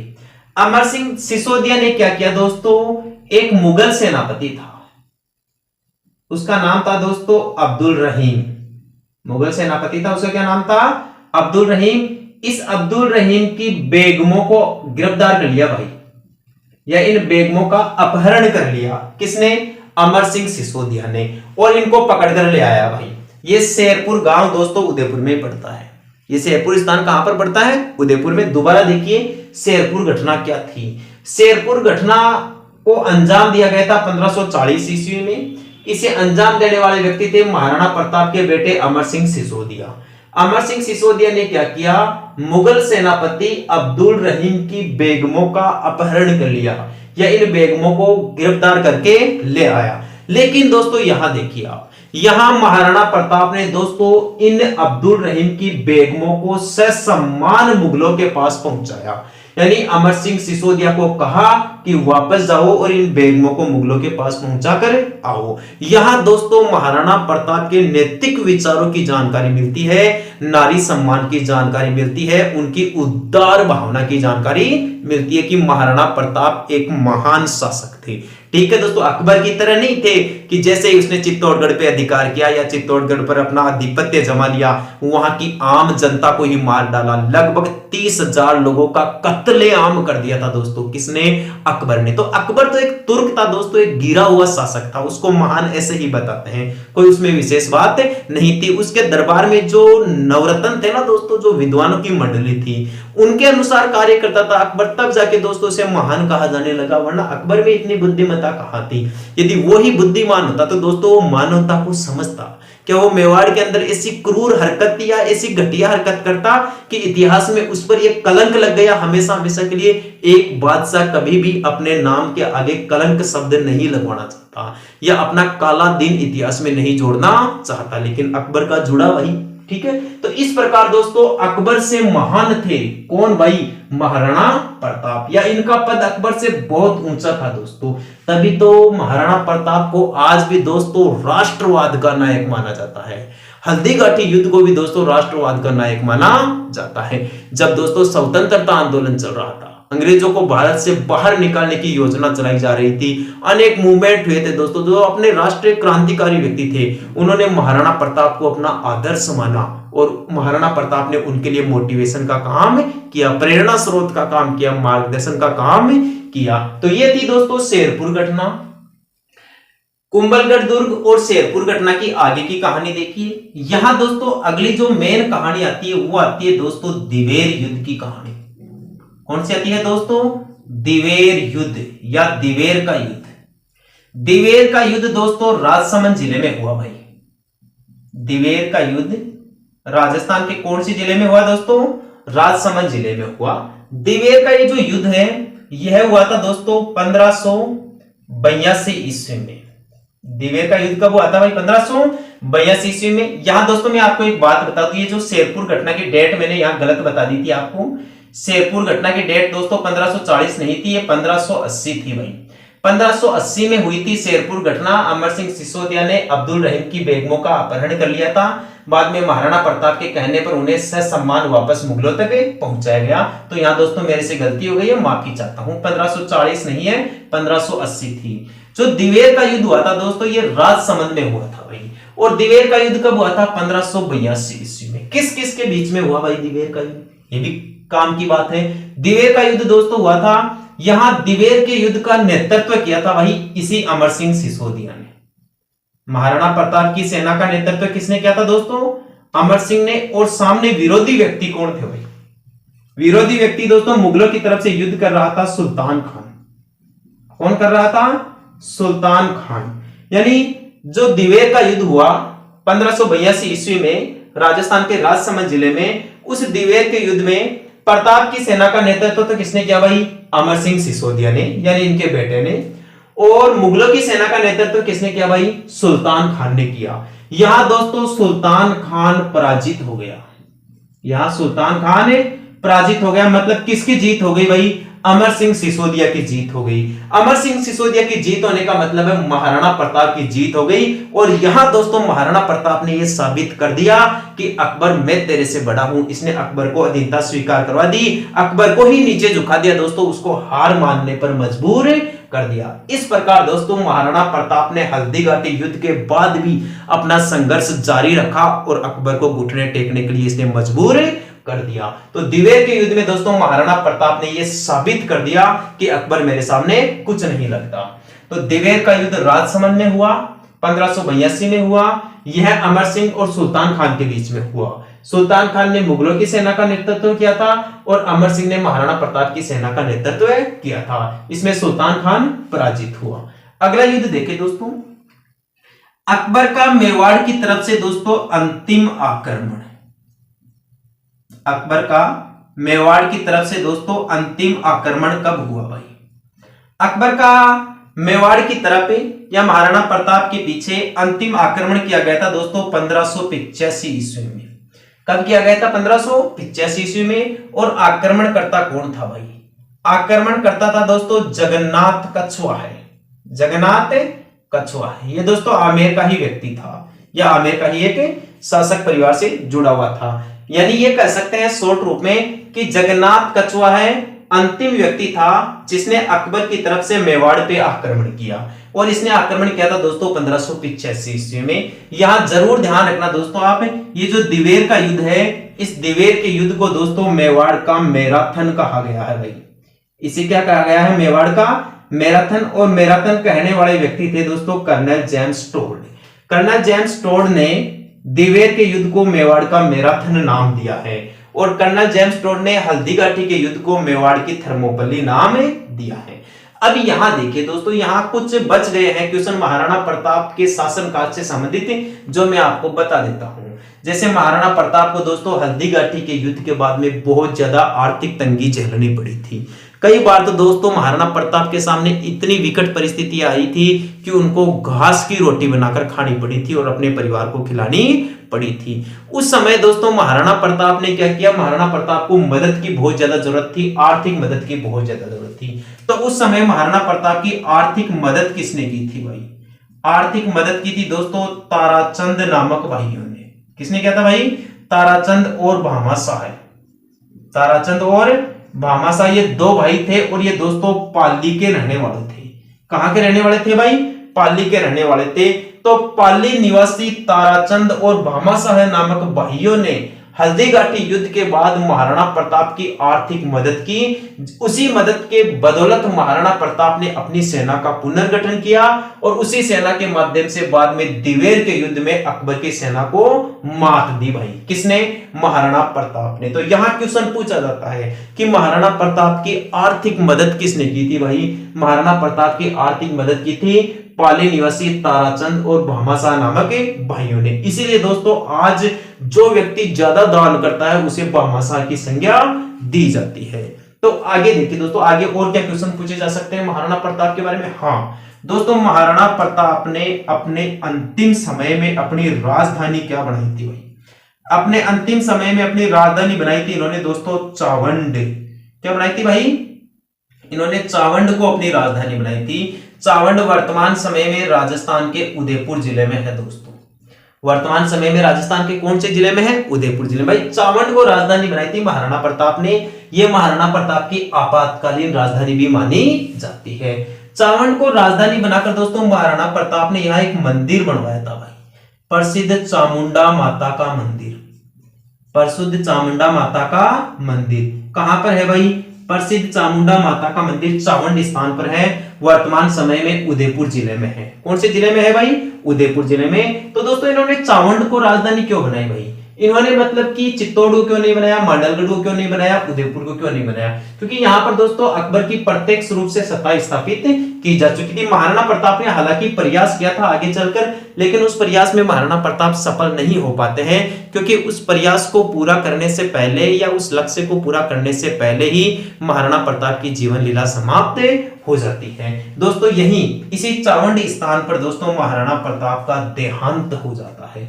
आपसे क्वेश्चन पूछ ले जाए कि महाराणा प्रताप का देहांत कहां हुआ? महाराणा प्रताप का देहांत हुआ था दोस्तों चावंड स्थान पर। कब हुआ भाई महाराणा प्रताप का देहांत? महाराणा प्रताप का देहांत हुआ था 19 जनवरी 1597 ईस्वी में। इस समय दोस्तों मेवाड़ के जो महाराणा प्रताप थे इन्होंने अमर नींद सो गए थे दोस्तों, यानी मातृभूमि के लिए ये बलिदान हो गए थे। ये बहुत ही ऐतिहासिक दिन है दोस्तों, यहां से भी क्वेश्चन पूछा जाता है। महाराणा प्रताप के देहांत की डेट भी ध्यान रखना, महाराणा प्रताप के जन्म की डेट भी ध्यान रखना। महाराणा प्रताप का जन्म तो हुआ था 9 मई 1540 ईस्वी में, और महाराणा प्रताप का देहांत हुआ था 19 जनवरी 1597 ईस्वी को। महाराणा प्रताप का देहांत तो हुआ था चावंडी स्थान पर, और महाराणा प्रताप का जन्म हुआ था कुंभलगढ़ दुर्ग के अमरकोट महलों में। एक क्वेश्चन दोस्तों, यहां देहांत हुआ था क्यों? यहां इनका स्मारक नहीं बनाया गया। महाराणा प्रताप का स्मारक या समाधि कहां पर है भाई? ये गजब का क्वेश्चन है। महाराणा प्रताप की समाधि दोस्तों चावंड में नहीं है, इनकी समाधि बांडोली स्थान पर बनाई गई भाई। कौन से स्थान पर है? बांडोली स्थान पर, जहां महाराणा प्रताप की 8 खंभों की छतरी है। महाराणा प्रताप की 8 खंभों की छतरी है। यह मैटर दोस्तों बहुत उपयोगी है, एक बार दोबारा स्पेशल रिवीजन देख ले। महाराणा प्रताप पर जब अकबर ने आक्रमण किया हल्दी घाटी के युद्ध में, उसके पश्चात दोस्तों महाराणा प्रताप का ये जो मुख्य केंद्र था उदयपुर, यहाँ दोस्तों ये उदयपुर महाराणा प्रताप के पिता ने ही बसाया था भाई, महाराणा उदय सिंह ने। यहाँ दोस्तों अकबर का अधिकार हो गया था, तो अकबर ने उदयपुर का नाम बदलकर मोहम्मदाबाद कर दिया। ध्यान रखना, महाराणा प्रताप अपने जीवन काल में न तो चित्तौड़गढ़ पर अधिकार कर पाए और न ही मांडलगढ़ को जीत सके, बाकी ज्यादातर क्षेत्रों को इन्होंने वापस अपने अधीन कर लिया था। शेरपुर घटना से पहले दोस्तों एक कुंभलगढ़ का युद्ध हुआ था। कुंभलगढ़ का युद्ध 1577, 78 और 79 ईस्वी में हुआ था। 3 बार आक्रमण हुआ था कुंभलगढ़ पर, और यह आक्रमण करता था दोस्तों शाहबाज खान। हालांकि शाहबाज खान ने कुंभलगढ़ पर अधिकार तो कर लिया था, लेकिन वो प्रताप को नहीं पकड़ सका। आगे चलकर दोस्तों 1580 ईस्वी में शेरपुर घटना को अंजाम दिया था अमर सिंह सिसोदिया ने। यहाँ अमर सिंह सिसोदिया ने मुगल सेनापति अब्दुल रहीम की बेगमों का अपहरण कर लिया। बाद में महाराणा प्रताप के कहने पर इन्हें वापस ससम्मान मुगलों के पास पहुंचाया गया। यहाँ दोस्तों दिवेर का युद्ध लड़ा गया। आगे चलकर दिवेर का युद्ध राजसमंद में हुआ था, 1582 ईस्वी में हुआ। यह युद्ध अमर सिंह सिसोदिया यानी महाराणा प्रताप के पुत्र और अकबर के सेनापति सुल्तान खान के बीच में हुआ। इस युद्ध में दोस्तों महाराणा प्रताप जीत जाते हैं या अमर सिंह जीत जाते हैं, और वापस यहाँ पर दोस्तों मेवाड़ का शासन स्थापित हो जाता है। आगे देखिए दोस्तों, अंतिम आक्रमण अकबर का मेवाड़ पर अंतिम आक्रमण 1585 में हुआ था, और यह आक्रमण जगन्नाथ कछवाहा ने किया था। जो दिवेर का युद्ध है दोस्तों, इसे मेवाड़ का मैराथन कहा है कर्नल जेम्स टोड ने। महाराणा प्रताप की इतने युद्धों में दोस्तों आर्थिक स्थिति खराब हो जाती है, तो उस आर्थिक स्थिति को पुनः सुदृढ़ करने के लिए दोस्तों पाली निवासी 2 भाइयों ने इनकी मदद की थी। उनका नाम था ताराचंद और भामाशाह नामक व्यक्ति। यानी ताराचंद और भामाशाह नामक व्यक्ति ने महाराणा प्रताप की आर्थिक मदद की थी। महाराणा प्रताप ने अपने अंतिम समय में अपनी आपातकालीन राजधानी चावंड बनाई भाई, और इसी चावंड में चामुंडा माता का मंदिर है। आपको बता दूं दोस्तों, मेवाड़ की चित्रकला का प्रारंभ भी। आइए दोस्तों, हम पढ़ रहे हैं महाराणा कुंभा। दोस्तों मेवाड़ के इतिहास में महाराणा कुंभा का नाम स्वर्ण अक्षरों में लिखा हुआ है भाई, यानी बहुत ही महत्वाकांक्षी शासक था ये महाराणा कुंभा। यानी कि यदि कहा जाए तो महाराणा कुंभा की सांस्कृतिक उपलब्धियां, स्थापत्य कलाएं और दोस्तों महाराणा कुंभा की जो वास्तु कलाएं हैं वो पूरे भारत में प्रसिद्ध रही है। यानी मेवाड़ का जो इतिहास है, मेवाड़ के इतिहास में बहुत ही अच्छा नाम रहा है दोस्तों महाराणा कुंभा का। आइए दोस्तों महाराणा कुंभा के बारे में विस्तार से पढ़ते हैं किसी भी शासक के बारे में पढ़ने से पहले सबसे पहली जानकारी यही होती है कि उसका दोस्तों ब्लड रिलेशन जरूर देखें। तो महाराणा कुंभा का दोस्तों सबसे पहले तो अपन ब्लड रिलेशन देखते हैं कि ब्लड रिलेशन में इसके कौन क्या लगता था। यदि आपसे पूछ लेते हैं महाराणा कुंभा के पिता का नाम बताइए, दोस्तों महाराणा कुंभा के पिता का नाम था मोक्कल। महाराणा कुंभा के पिता क्या नाम था भाई? मोक्कल। मोक्कल वही व्यक्ति है दोस्तों या वही शासक था जो हंसाबाई और राणा लाखा के विवाह के बाद उत्पन्न हुआ था, या राणा लाखा का उत्तराधिकारी मोक्कल बना था। और अब दोस्तों मोक्कल की मृत्यु के बाद में इसका उत्तराधिकारी बना है दोस्तों महाराणा कुंभा। ये तो गए इसके पिता। महाराणा कुंभा की यदि माता की बात की जाए कि इनकी माता कौन थी, इनकी माता का नाम था भाई सौभाग्यवती परमार। सौभाग्यवती परमार ये महाराणा कुंभा की माता का नाम था भाई। दोनों जरूर ध्यान रखना, इसके पिता का नाम तो मोक्कल और माता का नाम सौभाग्यवती परमार था।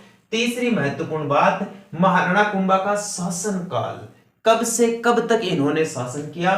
महाराणा कुंभा ने दोस्तों 1433 ईस्वी में शासन संभाला था भाई, जब महाराणा मोक्कल की हत्या कर दी गई थी चाचा मेरा और महपा पवार नामक व्यक्तियों ने। तो उनकी मृत्यु के बाद में दोस्तों 1433 ईस्वी में ही चित्तौड़गढ़ की राजगद्दी पर महाराणा कुंभा बैठे। 1433 से लेकर दोस्तों 1468 ईस्वी तक महाराणा कुंभा ने मेवाड़ में शासन किया या चित्तौड़ की राजगद्दी पर शासन किया। एक दोस्तों आपसे पूछ ले जाए कि महाराणा कुंभा की बेटी का क्या नाम था भाई? महाराणा कुंभा की बेटी का नाम था दोस्तों रमाबाई। ये इसके ब्लड रिलेशन में तीसरा महत्वपूर्ण सदस्य रहा है भाई। महाराणा कुंभा के पिता मोक्कल, माता सौभाग्यवती परमार, बेटी रमाबाई। दोस्तों रमाबाई संगीत शास्त्र में विपुल ज्ञान रखती थी और दोस्तों ये जावर क्षेत्र का राजस्व वसूला करती थी, यानी उसका देख रेख करती थी। जावर खान से जो चांदी की खान थी राणा लाखा के शासनकाल में निकली थी, महाराणा कुंभा के शासनकाल में उस जावर खान का पूरा जो मैनेजमेंट है वो रमाबाई देखा करती थी। रमाबाई दोस्तों संगीत क्षेत्र में भी विशेष ज्ञान रखती थी, इसलिए इस रमाबाई को दोस्तों इतिहास में वागीश्वरी के नाम से भी जाना जाता है।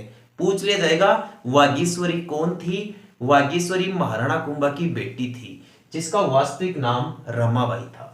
एक दोस्तों आपसे क्वेश्चन पूछा जा सकता है महाराणा कुंभा के ब्लड रिलेशन में इसके बेटे के बारे में। इनके बेटे का नाम था भाई उद्दा। क्या नाम था? उद्दा। और दोस्तों उद्दा नाम पूरे इतिहास में कलंकित है भाई। इतिहास में कैसा नाम है ये?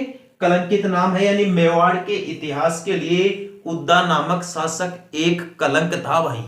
मतलब कि एक सही आदमी नहीं था दोस्तों, एक लालची आदमी था, स्वार्थी टाइप का आदमी था। इसे दोस्तों अपने पिता से ईर्ष्या हो गई थी, यानी महाराणा कुंभा से ही जलन होने लग गई थी इस आदमी को। इसने दोस्तों राज सिंहासन प्राप्त करने के लिए या मेवाड़ की राजगद्दी प्राप्त करने के लिए दोस्तों अपने पिता की ही हत्या कर दी। तो अपने पिता की हत्या करने के कारण दोस्तों इसे मेवाड़ में पितरहंता कहा गया। ऐसा व्यक्ति जो अपने पिता के प्राणों का हरण कर लेता है या ऐसा व्यक्ति जो अपने पिता की हत्या कर देते हैं, ऐसे व्यक्तियों को या ऐसे पुत्रों को इतिहास में पितरहंता के नाम से जाना जाता है। तो क्वेश्चन आपसे पूछ लिया जाए कि महाराणा कुंभा का पितरहंता कौन था? इसका बेटा उद्दा था। इस उद्दा ने दोस्तों कुंभलगढ़ दुर्ग में जो कटारगढ़ दुर्ग है और जो इस महाराणा कुंभा का निजी आवास माना जाता था या निजी महल माना जाता था, वहां पर दोस्तों इसकी हत्या कर दी थी। तो दोबारा देख लीजिए एक बार महाराणा कुंभा की प्रारंभिक जानकारी। महाराणा कुंभा का शासनकाल 1433 ईस्वी से 1468 ईस्वी तक रहा। महाराणा कुंभा के पिता का नाम मोक्कल, माता का नाम सौभाग्यवती परमार, बेटी का नाम रमाबाई और बेटे का नाम उद्दा था। उद्दा ने महाराणा कुंभा की हत्या कर दी, तो ये नाम पूरे मेवाड़ के इतिहास में कलंक के रूप में देखा जाता है। और महाराणा उद्दा को दोस्तों महाराणा तो कह ही नहीं सकते, ऐसे तुच्छ आदमी को राणा या महाराणा कहना बहुत ही अनुचित बात है। इसलिए दोस्तों ये जो उद्दा है इसे मेवाड़ का पितरहंता माना जाता है। आगे देखिए दोस्तों महाराणा कुंभा के शासनकाल की प्रमुख संधियां कि महाराणा कुंभा ने किसके साथ क्या संधि की, या यहीं पर दोस्तों मैं बता देता हूं महाराणा कुंभा ने किसके साथ क्या या फिर कौन सा युद्ध किया था। युद्धों की जानकारियां और संधियों की जानकारियां महाराणा कुंभा के इतिहास में महत्वपूर्ण जानकारी है भाई। देखिए दोस्तों, महाराणा कुंभा के शासनकाल में पहली जो संधि हुई थी या जो पहला युद्ध हुआ था वो दोस्तों सारंगपुर का युद्ध हुआ था भाई।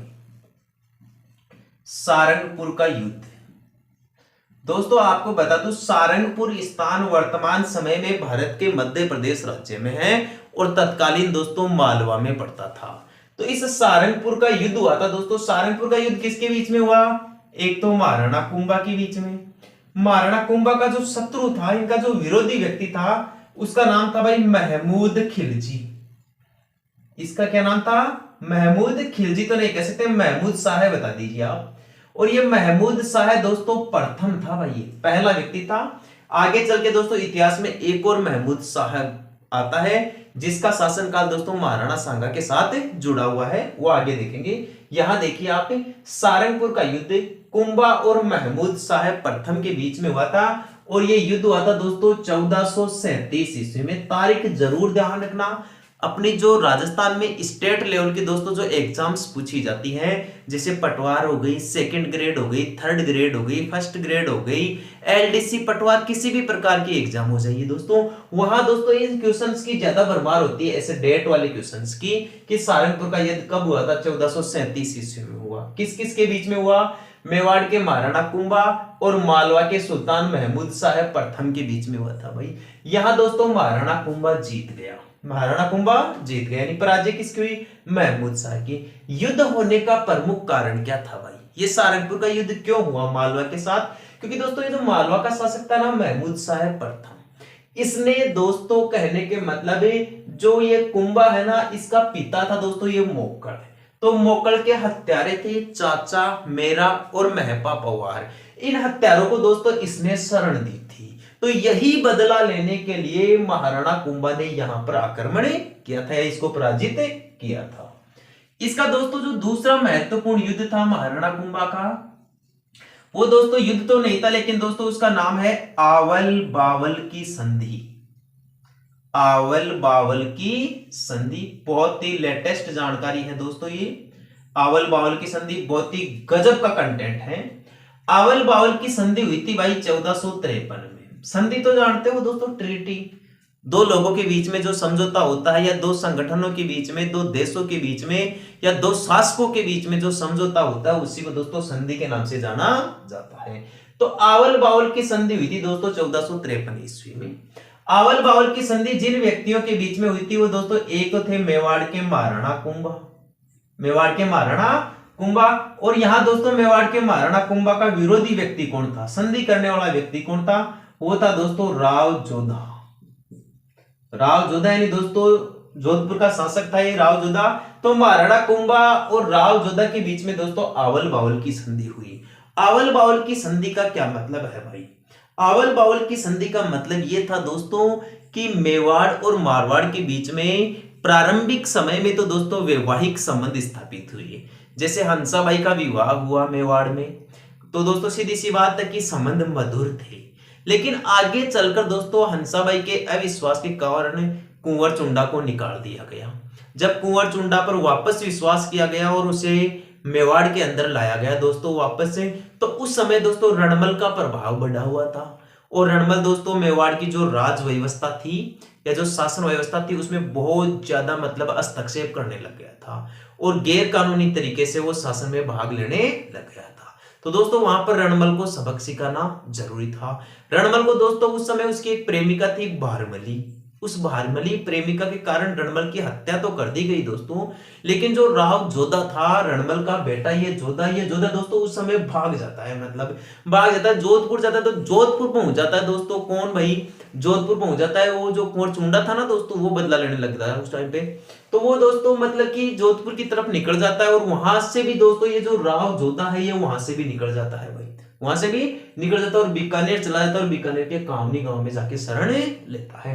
बाद में दोस्तों क्या हुआ कि इन दोनों की ही एक संबंधन थी भाई, यानी इनकी एक संबंधी थी और उसका नाम था हंसाबाई। क्या नाम था भाई? हंसाबाई। अब हंसाबाई का रिलेशन देखिए आप दोस्तों कि हंसाबाई का किसके साथ क्या रिलेशन था। अब राव जोधा के पिता थे रणमल और रणमल की बहन थी हंसाबाई। तो राव जोधा की तो लगती थी ये बुआ, राव जोधा की तो हंसाबाई क्या लगती थी, बुआ लगती थी। और जो महाराणा कुंभा है ना, महाराणा कुंभा के पिता का नाम था मोकल, और मोकल के पिता का क्या नाम था भाई, बताइए आप। मोकल के पिता का क्या नाम था, इस मोकल के पिता का नाम, इस मोकल के पिता का नाम था भाई राणा लाखा, और राणा लाखा की पत्नी थी हंसाबाई। तो हंसाबाई इस मोकल की माता और मोकल राव जोधा का पिता। तो हंसाबाई इस कुंभा, कुंभा की तो क्या लगती थी भाई, दादी लगती थी। हंसाबाई महाराणा कुंभा की तो दादी लगती थी और राव जोधा की बुआ लगती थी भाई, ठीक है। तो इस हंसाबाई ने दोनों के बीच में ये समझौता करवाया, इसने मध्यस्थता की भूमिका निभाई कि हम दोनों रिश्तेदार हैं भाई, मारवाड़ और मेवाड़ के बीच में अच्छे मैत्रीपूर्ण संबंध होने चाहिए, ऐसे विवादित संबंध नहीं होने चाहिए। तो दोस्तों इसने इन दोनों के बीच में राजीनामा करवाया, और इसी राजीनामे के तहत दोस्तों पाली का जो सोजत स्थान है ना, सोजत, जहां की दोस्तों मेहंदी प्रसिद्ध है, उस सोजत स्थान को दोस्तों मेवाड़ और मारवाड़ के बीच की सीमा बना दी गई। यानी सोजत के एक साइड में मारवाड़ रहेगा और एक साइड में मेवाड़ रहेगा। मेवाड़ मारवाड़ में हस्तक्षेप नहीं करेगा और मारवाड़ मेवाड़ में हस्तक्षेप नहीं करेगा। इसी संधि को दोस्तों इतिहास में आवल बावल की संधि कही गई। तो आवल बावल की संधि 1453 ईस्वी में कुंभा और राव जोधा के बीच में हंसाबाई ने करवाई। अगला देखिए दोस्तों, अगली तीसरी महत्वपूर्ण बात थी दोस्तों चंपानेर का युद्ध, या आप इसे दोस्तों चंपानेर की संधि कहिए। पहले अभी तक युद्ध नहीं आया दोस्तों, युद्ध आएगा थोड़ी सी देर बाद में। चंपानेर की संधि हुई थी दोस्तों 1457 ईस्वी में। चंपानेर की संधि कब हुई थी, 1457 ईस्वी में। और चंपानेर की संधि दोस्तों जिन दो शासकों के बीच में हुई थी उनमें से एक का तो नाम था भाई कुतुबुद्दीन शाह, एक का तो क्या नाम था, कुतुबुद्दीन शाह, और इसका जो दूसरा साथी था उसका नाम था भाई महमूद खिलजी, महमूद खिलजी प्रथम, महमूद खिलजी प्रथम, ये यही व्यक्ति है महमूद खिलजी प्रथम। इसको पहले जब सहारनपुर का युद्ध होता है दोस्तों, कुंभा इसको फिर बाद में छोड़ देता है। तो ये महमूद खिलजी प्रथम, ये महमूद शाह खिलजी ने इस महाराणा कुंभा से बदला लेना चाहता था। तो ये तो था दोस्तों मालवा का महमूद खिलजी, तो और ये जो कुतुबुद्दीन शाह था ना दोस्तों, ये था गुजरात का। तो मालवा और गुजरात दोनों ने मिलकर एक संधि कर ली, यानी गुजरात के कुतुबुद्दीन शाह ने और मालवा के महमूद खिलजी प्रथम ने। और इन दोनों ने मिलकर दोस्तों एक ऐसा निर्णय लिया कि हम दोनों मिलकर मेवाड़ पे अटैक करेंगे, ठीक है। और मेवाड़ पर दोस्तों, मेवाड़ के जो शासक महाराणा कुंभा उसको पराजित किया जाएगा, और महाराणा कुंभा की जितनी भी जो संपत्ति अपने हाथ लगेगी ना, इस संपत्ति को दोस्तों अपन दोनों आधी आधी बांट लेंगे। ऐसे दोस्तों कोरे सपने थे भाई ये किसके, कुतुबुद्दीन शाह के और महमूद खिलजी के। लेकिन आपको पता ना, महाराणा कुंभा तो कुंभा है, ये मतलब पहले ही मुसलमानों से लड़ने वाला शासक कहा जाता है, इसे हिंदू सुल्तान कहा जाता है। मुसलमानों का तो ये पक्का दुश्मन था कहने का मतलब। तो इसने दोस्तों इन दोनों की तो धुआं काटने की सोच ली भाई। फिर किसने ली, कुंभा ने भी। कुंभा को पता चल गया कि ये दोनों बेटे चालाकी कर रहे हैं, ये दोनों को सबक सिखाना जरूरी है इतिहास में। चंपानेर की संधि के बाद में दोस्तों एक बदनौर का युद्ध हुआ भाई, बदनौर का युद्ध। आपको बता दूं दोस्तों, बदनौर स्थान वर्तमान समय में राजस्थान के भीलवाड़ा जिले में है भाई। और इस बदनौर के युद्ध हुआ था दोस्तों 1457 ईस्वी में, 1457 ईस्वी में। और दोस्तों यहाँ जो चंपानेर की संधि हुई थी ये 1456 में हुई थी भाई, थोड़ा गलत बता दिया मैंने।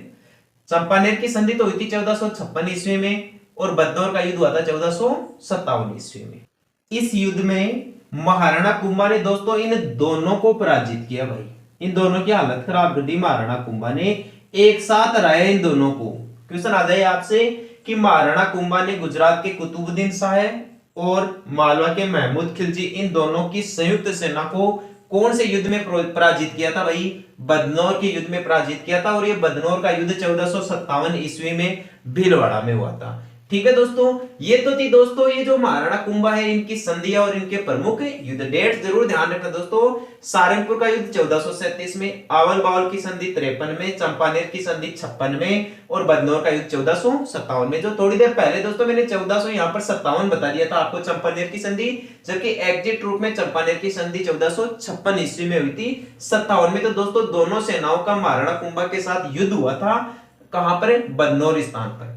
अब देखिए दोस्तों आप महाराणा कुंभा के बारे में, महाराणा कुंभा की दोस्तों सांस्कृतिक उपलब्धियां देखिए आप। महाराणा कुंभा की सांस्कृतिक उपलब्धियां कौन कौन सी थी। सांस्कृतिक उपलब्धियों में देखा जाए तो दोस्तों महाराणा कुंभा स्वयं एक संगीतज्ञ थे भाई। स्वयं क्या थे? एक संगीतज्ञ थे। यहां दोस्तों आपसे एक क्वेश्चन पूछा जाता है कि महाराणा कुंभा कौन सा वाद्य यंत्र बजाया करता था?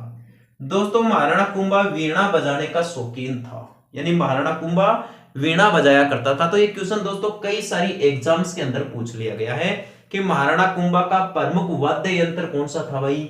वीणा। महाराणा कुंभा ने दोस्तों कई साहित्यिक या कई सांस्कृतिक रचनाएं भी रची है। जैसे यदि आपसे पूछ ले जाए कि सूड प्रबंध किसने लिखी थी भाई? सूड प्रबंध। सूड प्रबंध दोस्तों महाराणा कुंभा के द्वारा लिखा गया। आपसे पूछ ले जाए संगीत राज। संगीत राज भी महाराणा कुंभा ने लिखी थी। एक दोस्तों संगीत मीमांसा। संगीत मीमांसा, एक संगीत सुधा। संगीत सुधा और एक दोस्तों रसिक प्रिया। ये महाराणा कुंभा की प्रमुख रचनाएं मानी जाती है। पूछा जाता है दोस्तों सूड प्रबंध, संगीत राज, संगीत मीमांसा, संगीत सुधा और रसिक प्रिया नामक ये रचनाएं कौन से मेवाड़ के शासक के द्वारा लिखी गई? ये दोस्तों महाराणा कुंभा के द्वारा लिखी गई थी। आपको फिर बता दूं, महाराणा कुंभा स्वयं एक संगीतज्ञ थे। ये वीणा बजाने के शौकीन थे। इन्होंने दोस्तों कई साहित्यिक या कई सांस्कृतिक रचनाएं लिखी है, जैसे संगीत राज, संगीत मीमांसा, संगीत सुधा, सूड प्रबंध और रसिक प्रिया। अगला क्वेश्चन देखिए दोस्तों महाराणा कुंभा के बारे में। यदि आपसे पूछ लिया जाए दोस्तों महाराणा कुंभा के दरबारी विद्वान बताइए भाई। महाराणा कुंभा के दरबारी विद्वान कौन कौन थे? दरबारी विद्वानों के बारे में जरूर चर्चा रखें। महाराणा कुंभा के दरबारी विद्वान थे दोस्तों, एक तो जैसे मान लीजिए दोस्तों नाथा था भाई। कौन था? नाथा। और ये जो नाथा था दोस्तों ये रिलेशन में महाराणा कुंभा का भाई लगता था भाई। नाथा कौन लगता था? महाराणा कुंभा का भाई। और इस नाथा की दोस्तों प्रमुख जो साहित्यिक रचना थी उसका नाम था वास्तु मंजरी।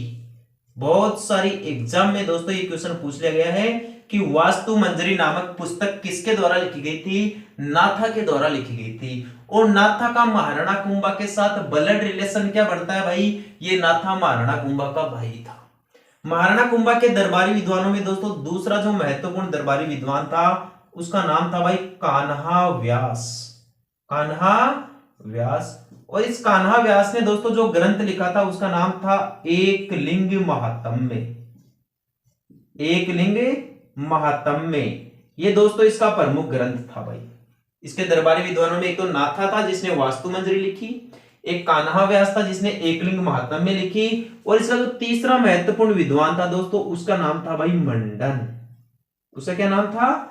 मंडन। ये मंडन दोस्तों महाराणा कुंभा का वास्तुकार था भाई। महाराणा कुंभा का वास्तुकार या जो प्रमुख शिल्पी था ये दोस्तों मंडन था। ठीक है, तो मंडन, कान्हा व्यास और नाथा ये महाराणा कुंभा के प्रमुख दरबारी विद्वान थे। नाथा ने वास्तु मंजरी नामक किताब लिखी, कान्हा व्यास ने एकलिंग महात्म्य और मंडन ने दोस्तों वास्तुकार नामक किताब लिखी है। इसने दोस्तों एक रूप मंडन नाम से किताब भी लिखी थी मंडन के द्वारा, जो दोस्तों मूर्ति कला पर आधारित थी। क्वेश्चन दोस्तों यहां वास्तुकार से ना पूछ के आपको ये पूछ ले कि महाराणा कुंभा का मुख्य शिल्पीकार कौन था भाई, या मुख्य शिल्पी कौन था? वो दोस्तों यही था, मंडन ही था। मंडन का दोस्तों एक बेटा भी था जिसका नाम था गोविंद। क्या नाम था भाई? गोविंद। और ये गोविंद भी दोस्तों इसी के शासनकाल में दरबारी विद्वानों में शामिल था। अगला देखिए दोस्तों, ये जो महाराणा कुंभा है, महाराणा कुंभा की दोस्तों स्थापत्य कला, महाराणा कुंभा की स्थापत्य कला, इसकी स्थापत्य कला बहुत शानदार रही है दोस्तों। महाराणा कुंभा की इतनी शानदार रही है दोस्तों कि राजस्थान में स्थापत्य कला का जनक महाराणा कुंभा को ही माना जाता है। पूछ लिया जाए राजस्थान में स्थापत्य कला या वास्तुकला का जनक किसे माना जाता है? महाराणा कुंभा को माना जाता है। स्थापत्य कला या वास्तुकला होती क्या है दोस्तों? जो भवन निर्माण करने की कला होती है ना, जैसे मकान बनवाना, महल बनवाना, छतरी बनवाना, दुर्ग बनवाना, इन सभी की कलाओं को दोस्तों स्थापत्य कला या वास्तुकला के नाम से जाना जाता है। इन्हें महाराणा कुंभा को स्थापत्य कला का जनक क्यों माना जाता है? ऐसा क्या प्रमुख कारण था कि इन्हें स्थापत्य कला का जनक कहा जाने लगा? इसलिए कहा जाने लगा दोस्तों कि मेवाड़ में 84 दुर्ग बताए जाते हैं भाई। जो मेवाड़ क्षेत्र है इसमें कितने दुर्ग बताए जाते हैं? 84। और इन 84 में से अकेले 32 दुर्गों का निर्माण इस महाराणा कुंभा ने करवाया था भाई। यानी ज्यादातर दुर्ग दोस्तों इसी के द्वारा बना दिए गए थे, महाराणा कुंभा के द्वारा। साधारण तौर पर दोस्तों ये क्वेश्चन भी पूछा जाता है कि मेवाड़ में वो शासक कौन था जिसने 84 दुर्गों में से 32 दुर्ग तो अकेले खुद ने ही बना दिए थे? वो दोस्तों महाराणा कुंभा ही था भाई। इसीलिए इस महाराणा कुंभा को स्थापत्य कला का जनक माना जाता है। अब महाराणा कुंभा की प्रमुख स्थापत्य कलाएं देखिए, इन्होंने क्या क्या बनवाया मेवाड़ के अंदर। सबसे पहली बात दोस्तों, जब इन्होंने ये जो सारंगपुर का युद्ध जीता था ना दोस्तों, और इसमें महमूद खिलजी को पराजित किया था, तो दोस्तों इसी विजय के उपलक्ष्य में इसने दोस्तों एक तो विजय स्तंभ बनवाया था चित्तौड़गढ़ के किले में। कौन सा स्तंभ बनवाया था भाई? विजय स्तंभ। पूछ ले जाए चित्तौड़गढ़ के किले में विजय स्तंभ किसके द्वारा बनवाया गया था? महाराणा कुंभा के द्वारा। महाराणा कुंभा की दूसरी जो महत्वपूर्ण साहित्यिक रचना थी, दूसरी जो महत्वपूर्ण स्थापत्य कला थी, वो है दोस्तों कुंभलगढ़ का दुर्ग, कुंभलगढ़ का किला या कुंभलगढ़ का दुर्ग। ये दोस्तों इसकी दूसरी महत्वपूर्ण रचना थी। तीसरी महत्वपूर्ण इसकी रचना थी दोस्तों रणकपुर के जैन मंदिर। जो रणकपुर के जैन मंदिर थे मित्रों, वो महाराणा कुंभा के शासनकाल में ही बनाए गए। महाराणा कुंभा ने दोस्तों जो अचलगढ़ का किला है ना, अचलगढ़ जानते हो, ये राजस्थान के सिरोही जिले में है भाई अचलगढ़। अचलगढ़ का जो दुर्ग है उसका दोस्तों पुनः निर्माण भी महाराणा कुंभा के द्वारा करवाया गया। इसने दोस्तों एक भील जनजाति के निवास के लिए दोस्तों भौमट दुर्ग बनवाया भाई। कौन सा दुर्ग बनाया? भौमट दुर्ग बनवाया, यानी भील जनजाति क्षेत्र पर अपना नियंत्रण स्थापित करने के लिए। और एक दोस्तों सिरोही जिले में इसने मचान दुर्ग भी बनवाया था भाई, या फिर बसंती दुर्ग भी बनवाया था। इसके अलावा दोस्तों जो स्थापत्य कला में महाराणा कुंभा की यदि अपन बात करें, तो इसका जो अगला नमूना था भाई इसकी स्थापत्य कला का, वो था दोस्तों कुंभ श्याम मंदिर। कुंभ श्याम मंदिर ये इसकी स्थापत्य कला का अगला नमूना था भाई। दोबारा देखिए, महाराणा कुंभा को स्थापत्य कला का जनक कहते हैं क्योंकि मेवाड़ के 84 में से 32 दुर्ग तो अकेले महाराणा कुंभा ने ही बनवा डाले थे। इसीलिए इसे मेवाड़ में स्थापत्य कला या वास्तुकला का जनक माना जाता है। स्थापत्य कला में महाराणा कुंभा ने विजय स्तंभ का निर्माण करवाया। विजय स्तंभ का निर्माण सारंगपुर जीत के उपलक्ष्य में करवाया था। इन्होंने दोस्तों राजसमंद जिले में स्थित कुंभलगढ़ दुर्ग का निर्माण करवाया। महाराणा कुंभा के शासनकाल में रणकपुर के जैन मंदिरों का निर्माण हुआ। अचलगढ़ के दुर्ग का पुनः निर्माण इन्होंने करवाया। भील जनजाति पर नियंत्रण स्थापित रखने के लिए इन्होंने भौमट दुर्ग का निर्माण करवाया। और दोस्तों इन्होंने कुंभ श्याम मंदिर का निर्माण करवाया। ये तो थी दोस्तों सामान्य जानकारी स्थापत्य कला की। अब दोस्तों यहाँ जो ये विजय स्तंभ है, कुंभलगढ़ दुर्ग है, और जो रणकपुर के जैन मंदिर और जो कुंभ श्याम मंदिर है, यहां से दोस्तों डीपली क्वेश्चंस भी पूछे जाते हैं। यानी इनके अंदर जो महत्वपूर्ण बातें हैं उनके बारे में भी दोस्तों एग्जामिनर का फोकस रहता है, और वो दोस्तों कंपटीशन एग्जाम में वहीं से पेपर में क्वेश्चन डालता है। तो सबसे पहले दोस्तों आप उनकी भी चर्चा कीजिए। जैसे ये जो विजय स्तंभ दुर्ग है ना दोस्तों, ये राजस्थान के चित्तौड़गढ़ किले में है भाई, ठीक है। और इस विजय स्तंभ दुर्ग का निर्माण इन्होंने सारंगपुर जीत के उपलक्ष्य में करवाया। तो इसकी सबसे प्रमुख बातें देखिए आप विजय स्तंभ दुर्ग की। विजय स्तंभ दुर्ग का दोस्तों एक तो क्षेत्रफल जरूर ध्यान रखना आप, इसकी लंबाई, चौड़ाई, ऊंचाई ये जरूर देखी जाती है।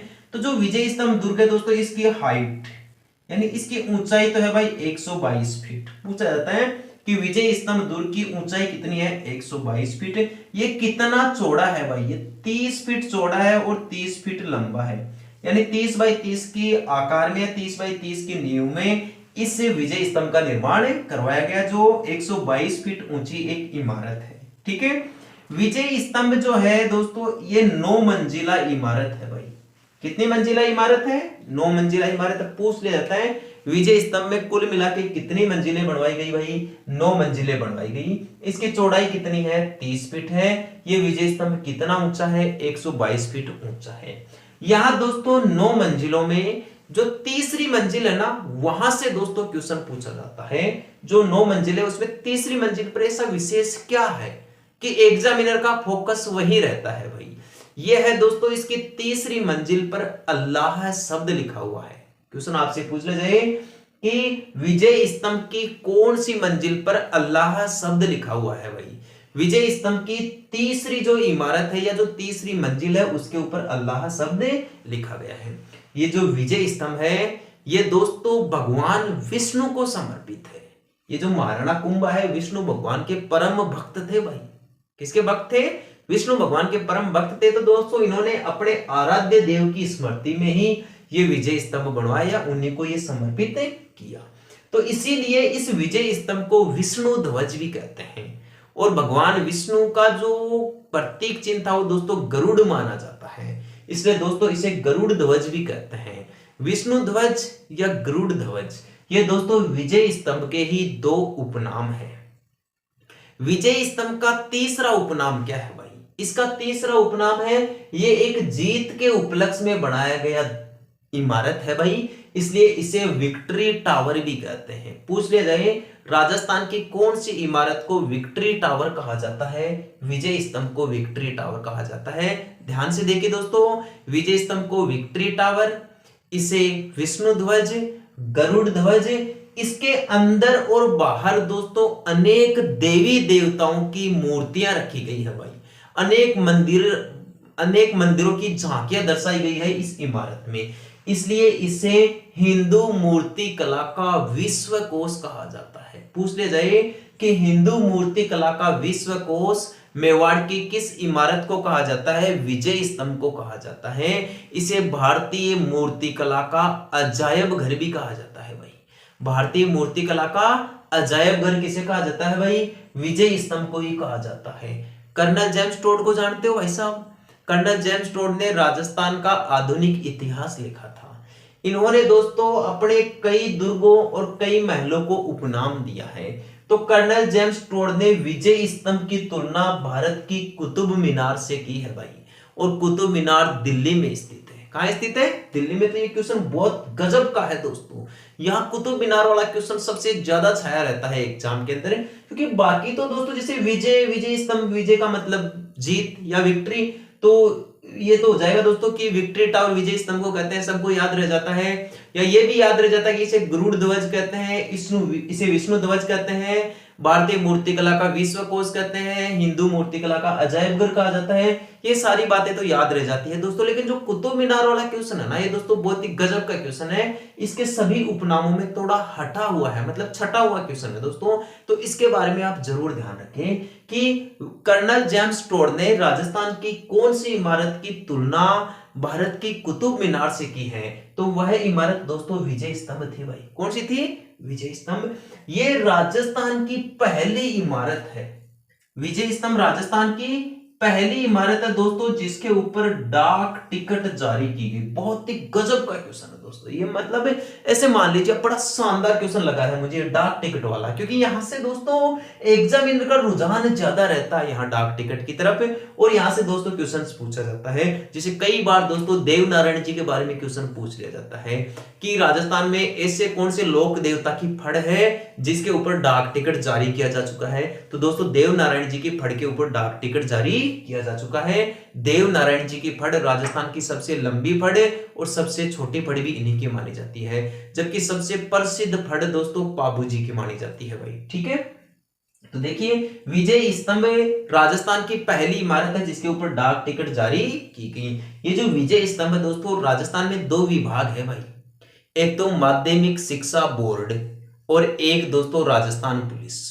माध्यमिक शिक्षा बोर्ड है दोस्तों, उसका मुख्यालय तो अजमेर में है भाई। कहां पर है? अजमेर में। तो ध्यान रखना, माध्यमिक शिक्षा बोर्ड और राजस्थान पुलिस, इन दोनों जो ये संस्थाएं हैं, इसका दोस्तों जो लोगो है वो लोगो दोस्तों विजय स्तंभ की फोटो ही है भाई, विजय स्तंभ का चित्र ही है। तो विजय स्तंभ का चित्र कौन से दो संस्थाओं का प्रतीक चिन्ह बना हुआ है भाई, लोगो बना हुआ है?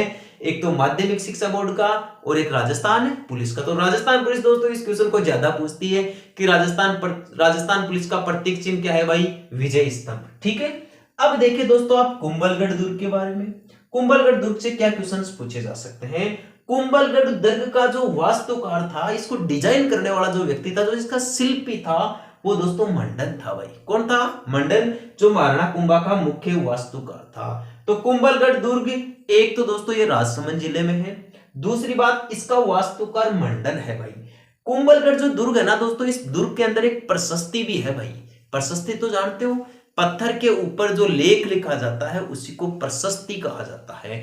तो कुंभलगढ़ प्रशस्ति ही नाम है दोस्तों उस प्रशस्ति का। तो पूछ लिया जाएगा कुंभलगढ़ प्रशस्ति का लेखक कौन था? कुंभलगढ़ प्रशस्ति का लेखक भाई महेश नहीं था, ये मंडन नहीं था। इसका कुंभलगढ़ जो प्रशस्ति है ना दोस्तों, इसके अंदर जो पत्थर का लेख बनाया गया, इस प्रशस्ति का लेखक भाई महेश नामक व्यक्ति था भाई। कौन था? महेश नामक। दोबारा ध्यान से सुनो, कुंभलगढ़ दुर्ग का वास्तुकार या शिल्पी तो कौन था? मंडन। कुंभलगढ़ दुर्ग के अंदर जो कुंभलगढ़ प्रशस्ति लगी हुई है उसका लेखक कौन था? महेश था। आपसे पूछ ले दोस्तों इस विजय स्तंभ के बारे में, कि विजय स्तंभ का वास्तुकार या शिल्पी कौन था? दोस्तों 4 आदमी मिलकर विजय स्तंभ का डिजाइन तैयार किया। उन 4 लोगों ने, उनका नाम था जेता, पुंजा, पोमा और नाथा। ठीक है, जेता, पुंजा, पोमा और नाथा इन्होंने मिलकर दोस्तों विजय स्तंभ का डिजाइन तैयार किया। मंडन ने कुंभलगढ़ दुर्ग का डिजाइन तैयार किया, इसलिए मंडन को तो कुंभलगढ़ दुर्ग का वास्तुकार करते हैं, और जेता, पुंजा आदि इन 4 व्यक्तियों को विजय स्तंभ का मुख्य वास्तुकार माना जाता है। लेकिन कुंभलगढ़ जो प्रशस्ति है वो दोस्तों महेश नामक व्यक्ति के द्वारा लिखी गई। कंसेप्ट क्लियर है? आगे बढ़िए। कुंभलगढ़, इस दुर्ग का नाम कुंभलगढ़ क्यों रखा गया भाई? कुंभल, ये जो महाराणा कुंभा थे भाई, इसके ब्लड रिलेशन में मैंने आपको बताया नहीं, महाराणा कुंभा की एक पत्नी भी थी भाई। इनकी पत्नी का नाम था दोस्तों कुंभल देवी। महाराणा कुंभा की पत्नी का क्या नाम था भाई? कुंभल देवी था। तो महाराणा कुंभा ने अपनी पत्नी कुंभल देवी के नाम पे ये दुर्ग का नाम रखा भाई, कुंभलगढ़ दुर्ग। यहां से क्वेश्चन आने की संभावना रहती है कि कुंभलगढ़ दुर्ग का नाम कुंभलगढ़ किसके नाम पे रखा गया? कुंभल देवी के नाम पे रखा गया। और कुंभल देवी थी कौन भाई? ये महाराणा कुंभा की पत्नी थी। ठीक है, इसके अलावा आपको दोस्तों महाराणा कुंभा के शासनकाल की एक और बात ध्यान रखनी है। एक दोस्तों इनकी उपाधियों से क्वेश्चन पूछ लिए जाते हैं कि महाराणा कुंभा की उपाधियां क्या क्या थी, इन्हें कौन कौन सी उपाधियां दी गई थी। इनकी सबसे प्रमुख उपाधि है भाई हिंदू सुल्तान। इनकी सबसे प्रमुख उपाधि कौन सी है? हिंदू सुल्तान। ठीक है, इनकी दोस्तों जो दूसरी प्रमुख उपाधि है उसका नाम था भाई अभिनव भारताचार्य। अभिनव भारताचार्य। महाराणा कुंभा की तीसरी महत्वपूर्ण उपाधि थी भाई साहब राणा रासो। राणा रासो। चौथी महत्वपूर्ण उपाधि थी इनकी हाल गुरु। 5वीं इनकी महत्वपूर्ण उपाधि थी भाई चाप गुरु। और भी दोस्तों इनकी कई उपाधियां हैं जो आपको मैं मौखिक रूप से बता देता हूं। यहां दोस्तों थोड़ा स्पेस कम है और अपने महाराणा कुंभा के शासनकाल की सभी जानकारियां समाप्त होने की कगार पर है, इसलिए मैं आपको बोल के ये जानकारियां बता देता हूं। ध्यान दे लीजिए, महाराणा कुंभा की प्रमुख उपाधियां कौन कौन सी थी। महाराणा कुंभा को दोस्तों हिंदू सुल्तान के नाम से जाना जाता है। सुल्तान, आप सुल्तान को भी कह सकते हैं। हिंदू सुल्तान या हिंदू सुल्तान किसे नाम दिया गया भाई? महाराणा कुंभा को। क्यों नाम दिया गया है ऐसा? महाराणा कुंभा दोस्तों इतिहास में मुसलमान शासकों से लड़ने वाले प्रमुख शासक माने जाते हैं, यानी मुसलमानों का परम शत्रु था भाई। कौन? महाराणा कुंभा। इसीलिए वो डरकर दोस्तों महाराणा कुंभा को हिंदू सुल्तान कहते थे या हिंदू सुल्तान को अपना शासक मानते थे। दूसरी बात दोस्तों अभिनव भारताचार्य। महाराणा कुंभा खुद एक संगीतज्ञ थे, खुद एक विद्वान थे। वो खुद दोस्तों साहित्यिक रचनाएं रचते थे, जैसे वो दोस्तों वीणा बजाए करते थे, संगीत राज, संगीत मीमांसा, संगीत सुधा, सूड प्रबंध, रसिक प्रिया, ये सारी जो रचनाएं हैं दोस्तों महाराणा कुंभा के द्वारा रची गई या इनके द्वारा लिखी गई। तो दोस्तों संगीत क्षेत्र में विपुल ज्ञान रखने के कारण महाराणा कुंभा को इतिहास में अभिनव भारताचार्य के नाम से भी जाना जाता है। तीसरी इनकी उपाधि थी दोस्तों राणा रासा।